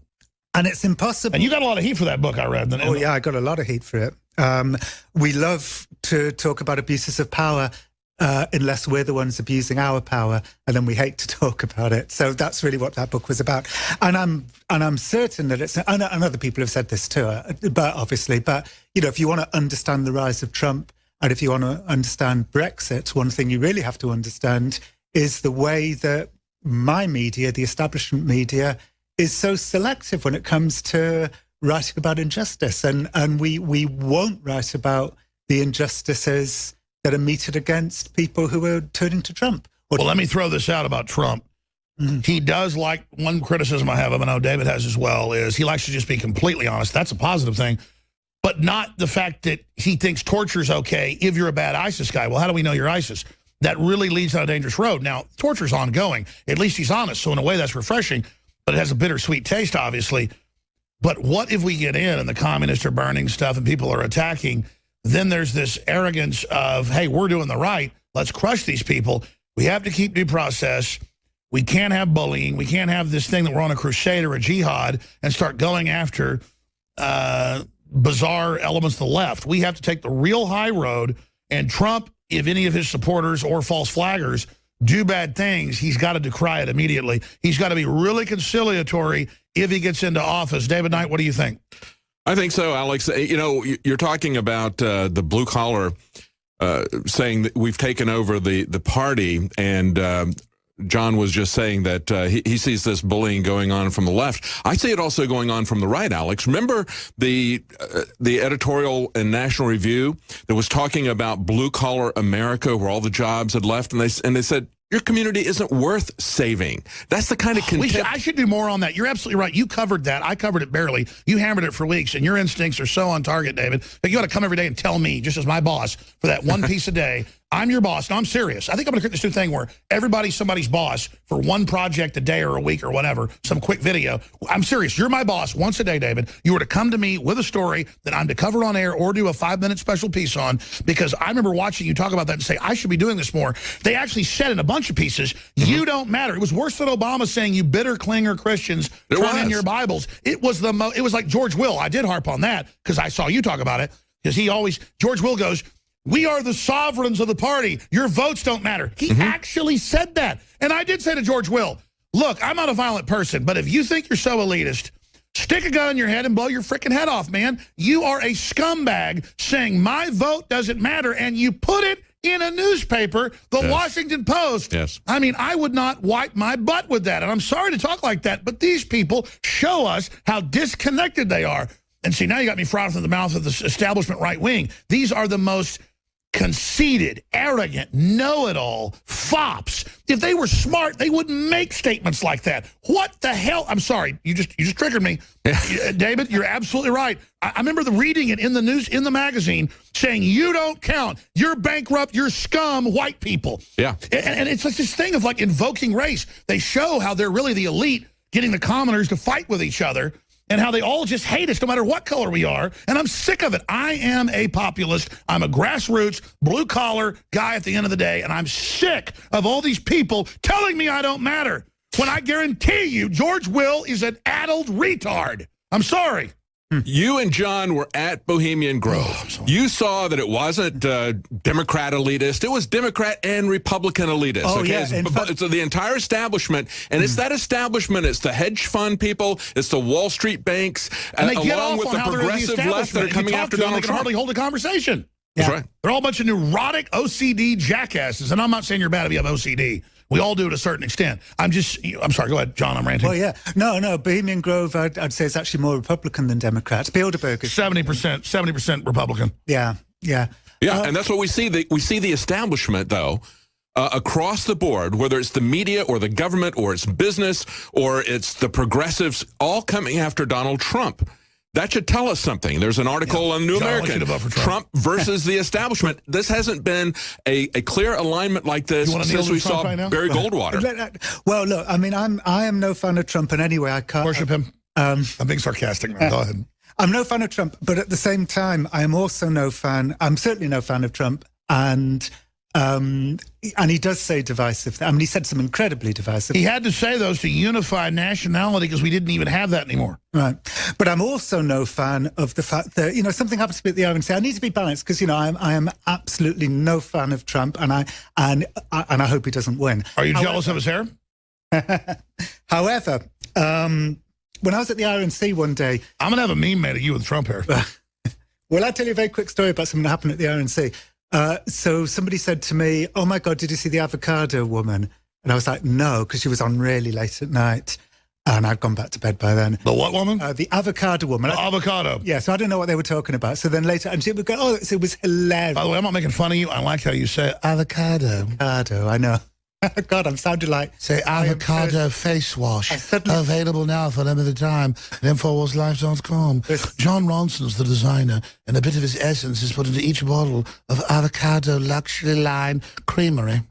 For a second, I became my grotesque... Can you say cream lock? I became your grotesque impersonation of me. Can you say cream lock? I'm not going to try it. Go ahead. Say what? Cream what? Say Lord Creamlock. Lord Creamlock. Sorry, go ahead. Okay, so... the avocado woman. People go, it was hilarious. You must see the avocado woman on YouTube. It was hilarious. What did she do? Well, I thought, God, this is going to be hilarious. So I went on to YouTube. Her name's Kimberlyn Brown. She's an actor. She was in like The Young and the Beautiful or The Old and the Restless or whatever the shows are called, The Young and the Restless. And now she's an avocado farmer. So I was waiting for the hilarity to turn up. There was no hilarity. There was some...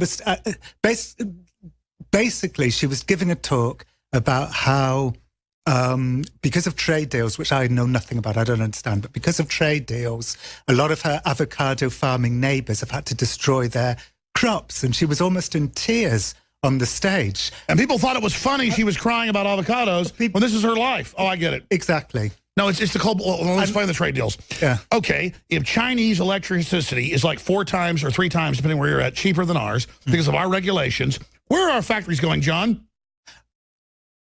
Yeah. So if our government is even trying to get rid of what coal we have left, that's, by the way, totally clean now with the scrubbers, China's totally dirty, we're gone. You understand? No one's going to have any jobs here in industry, and the average poor person goes, well, I don't own coal. I don't care. I don't own any coal stocks. Quite frankly, my family has gas. Right. So we should be against oil and coal. But I don't think like that. In fact, I know people in my family, nice folks, but they've said, well, I got 20 gas wells. What are you so worried about shutting down coal? I'm going to make more money. But it's going to screw all your neighbors having expensive electricity, dumbass, and we're not going to have a damn country. People don't think like this. We cannot compete with China if their power is 4 times cheaper. David Knight. Yeah, Alex, and Donald Trump understands it's also currency manipulation that's involved there. They're not trying to reestablish protectionism. What they're trying to do is keep our economy from being managed by a small clique of global elitists who get filthy wrote rich off controlling it. So-called trade partnerships in secret and wouldn't even allow our democratically elected representatives to read it, to talk about it. That's the issue. And then it's okay because Obama goes on Jimmy Kimmel and goes, you down with TPP? And Obama goes, you know me. Well, listen, anyway, my point about telling the avocado lady story... It's horrible. ...is that we're not going to... You know, this world is not going to get any better until we no longer... You know, the people on the left no longer find struggling people on the right hilarious or just... That is sick. But and vice versa, too. It's No, I get it. And I've never been somebody that makes fun of people as much as I have lately. But I got to say, the social justice warriors, because they're bullies... I catch myself then becoming a bully when I'm fighting a bully, and then I catch myself enjoying it a little too much. It's one of the few things I have guilt. Yeah. So I've never been a bully, but I do catch myself becoming guilty now when I crush someone. I feel like O'Brien in 1984. I'm trampling someone, getting off on it. It's a very dangerous nerve. Very dangerous, and of course it's it's tempting, but we're going to hell in a handbasket. It is enjoyable though. But but it's serious. But doesn't Carl the Cock? He deserves it. You know what? I think this cycle of shame, where what do you do with a shamer? You shame them, and everybody shames each other, and then people kill themselves. I mean, people kill themselves over this stuff, and you get Brexit, and you get the rise of Trump. You get an increasingly polarized, divisive world, and I think things aren't going to get better until we start talking to each other. And all right, I'm going to say this then. I am ready to start dating Trigglypuff. The Trigglypuff thing, see, that's another one. I thought it was horrible. It's like, look, I have been attacked by social justice people because of my public shaming book, but I think it's appalling to then go and attack them. But Mike, I got to be honest though, Trigglypuff looks like a 300-pound baby. And even has like a bottle, and is then, I mean, this is entertaining. I mean, I don't think it's entertaining. And in fact, I think... I'm not trying to be mean, but she's there trying to shut everybody else's speech down. At a certain point, if there's a big, powerful, beautiful oppressor, then it's okay to take them down. But if it's a goblin creature, why, I mean, you know, I get it. My chivalry does go, there is a jellyfish. Let's try to heal it. I reach down to help it. It bites me. At a certain point, I just go, fine, school the jellyfish. But if I stare too long into the jellyfish, do I become the jellyfish in a Nietzsche type way? You become the jellyfish. This is my point. I have felt the wrath of people like that, and unfairly, because I defended people like Justine. No, you said, hey, you shouldn't be abusing people, and they frothed at you. But, you know, don't, as my new friend Monica Lewinsky says, don't shame the shamers. I forgot about it. We should talk about that in your final segment. Your book's bestseller out this year, talking to Monica Lewinsky, dealing with that. I remember Drudge had a link to your article. I didn't read the book. I read your other 2 or 3 books. What is this piece you're doing with me today? I never asked. You know, I don't know. I became, you know, as I said before, I was at the gym and I suddenly heard Donald Trump praising you. And I thought, that's a topsy-turvy world. What I like is a lot of what you do turns into big movies and stuff. So yeah, it's possible. Here's the deal. All the rest of the media, I won't talk to you. I'm not arrogant. You're just a waste of time. John Ronson is super powerful, so I'm talking to him. Right. So I just want to skip the network break. Right. So literally, I never know what a story is while I'm in the middle of it, but I just wanted to investigate. It's like, you know. So is there even a story here? Oh, I'm sure I'm going to write something, definitely. But I thought, you know, Well, if you don't, I'm going to go bankrupt. I hope you don't mind. I've got to have the story, John. This is my big break, John. I thought my Alex is now a step away from the White House. Well, I don't have the article you wrote. It was in a bunch of newspapers. What was the title at the one I was in? It was like... Well, this is just like when I was in Cleveland, when I was at the RNC, in return for them getting me like accreditation, I promised to write them a few hundred words. So I just wrote a few hundred words about how I was there. So the Cleveland paper? Yeah, just in the local paper. That was crazy. I'm in a restaurant about to leave that morning, and I go, oh, there's John Ronson, like, and on like the cover, so you had a link to deeper. Oh, really? I didn't realize it. Well, it had a link. It was a part in the front. Yeah, I went to. Okay. Yeah. So they just wanted me to write something. So I just wrote about just how strange it was for me to be in the arena, the Quicken Loan Arena at the RNC, and somebody is on stage at the RNC quoting you. And I just thought that's extraordinary. And because I am your Simon Cowell, But you did say, oh, my God, what have I helped create? I feel so guilty. What was the exact quote at the end? I don't know what I said, but if I want the headlines, I can pull the article up. If I did say something like that, it was... Well, I saw it in the paper, and it was different, like author John Ronson this. When I Googled it, it was a different headline and all online. Oh, that's because The Onion, the AV Club, wrote about the thing that I wrote in the Cleveland paper. So that... so I saw a different one. I just want to pull up so I can actually show it to you. Yeah, okay, here it is. 2016 RNC, or the week conspiracy theorist Alex Jones went mainstream on the floor of the convention hall. I didn't go mainstream. Reality, a wave of it splashed into the RNC. Right. Here, let's scroll down to the bottom right here.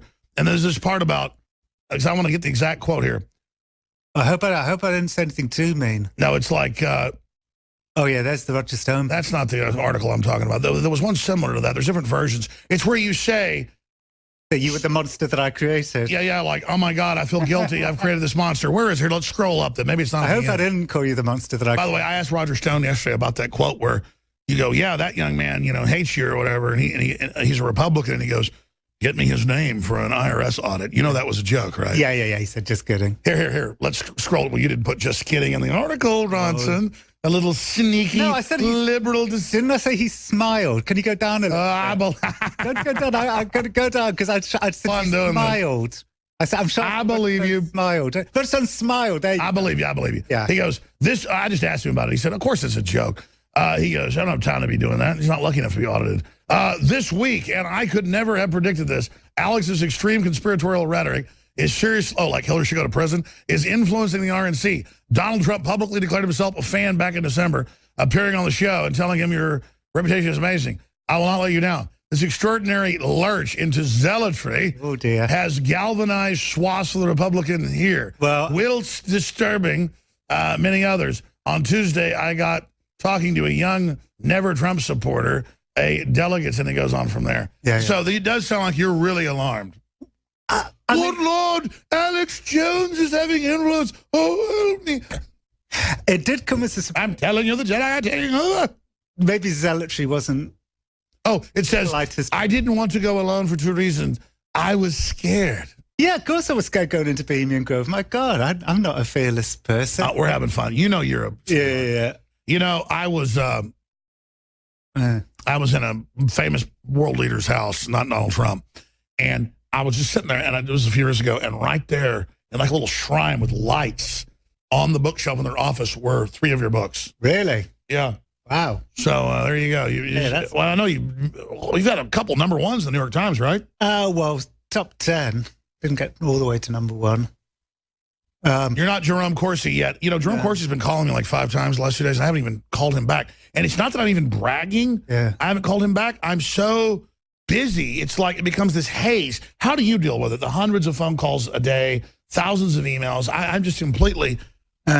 you know what? I tend to just block it out and just write. Also, my information isn't on the internet, so most people can't get hold of it. Oh, speaking of you write for big publications and stuff. You have best-selling books. You make movies. But where do people follow you on the internet? My website is johnronson.com. There is no H in John, JONRONSON.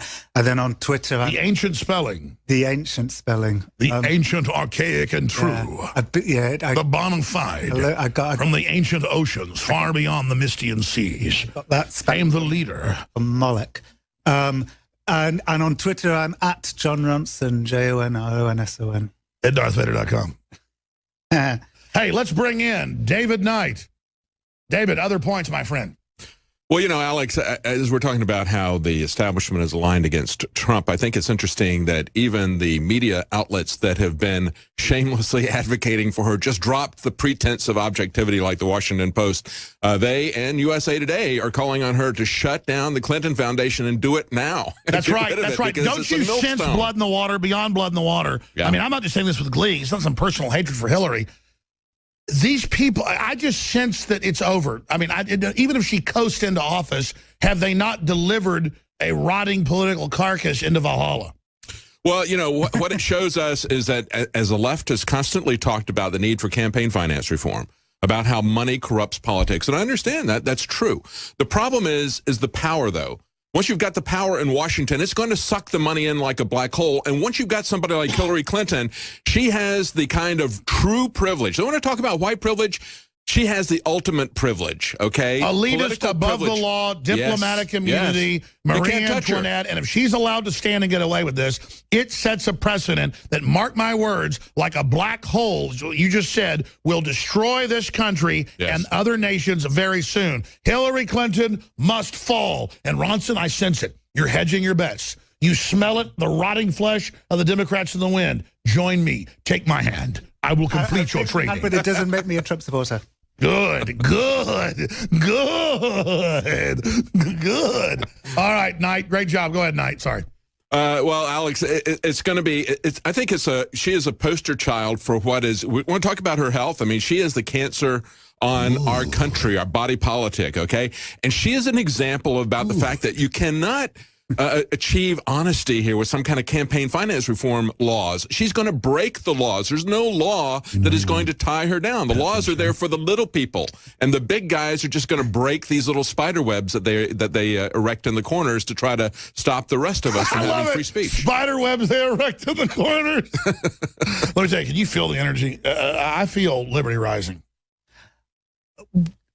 Honest answer? You think it's more like a fart rising? My honest answer is I don't. I feel in the middle of July, all of that was happening. You know, Brexit had just happened, and Trump was really rising, and the polls were narrowing, and at the RNC and so on. And then I think he's made some big mistakes since. I agree, but past Trump, the overall bubbling of liberty, awakening, forget liberal conservative, it's just... Yeah, the zeitgeist. Yeah, I see that. I think the fact that InfoWars, for instance, is such a big operation now. It's just one example. Yeah, it's just one example. All right, well, all I can say is, John Ronson, thank you so much for spending time with us. David Knight, great job. Nightly News Tonight is going to be jam-packed, 7 o'clock Central, PrisonPlanet.tv. Great job to the crew.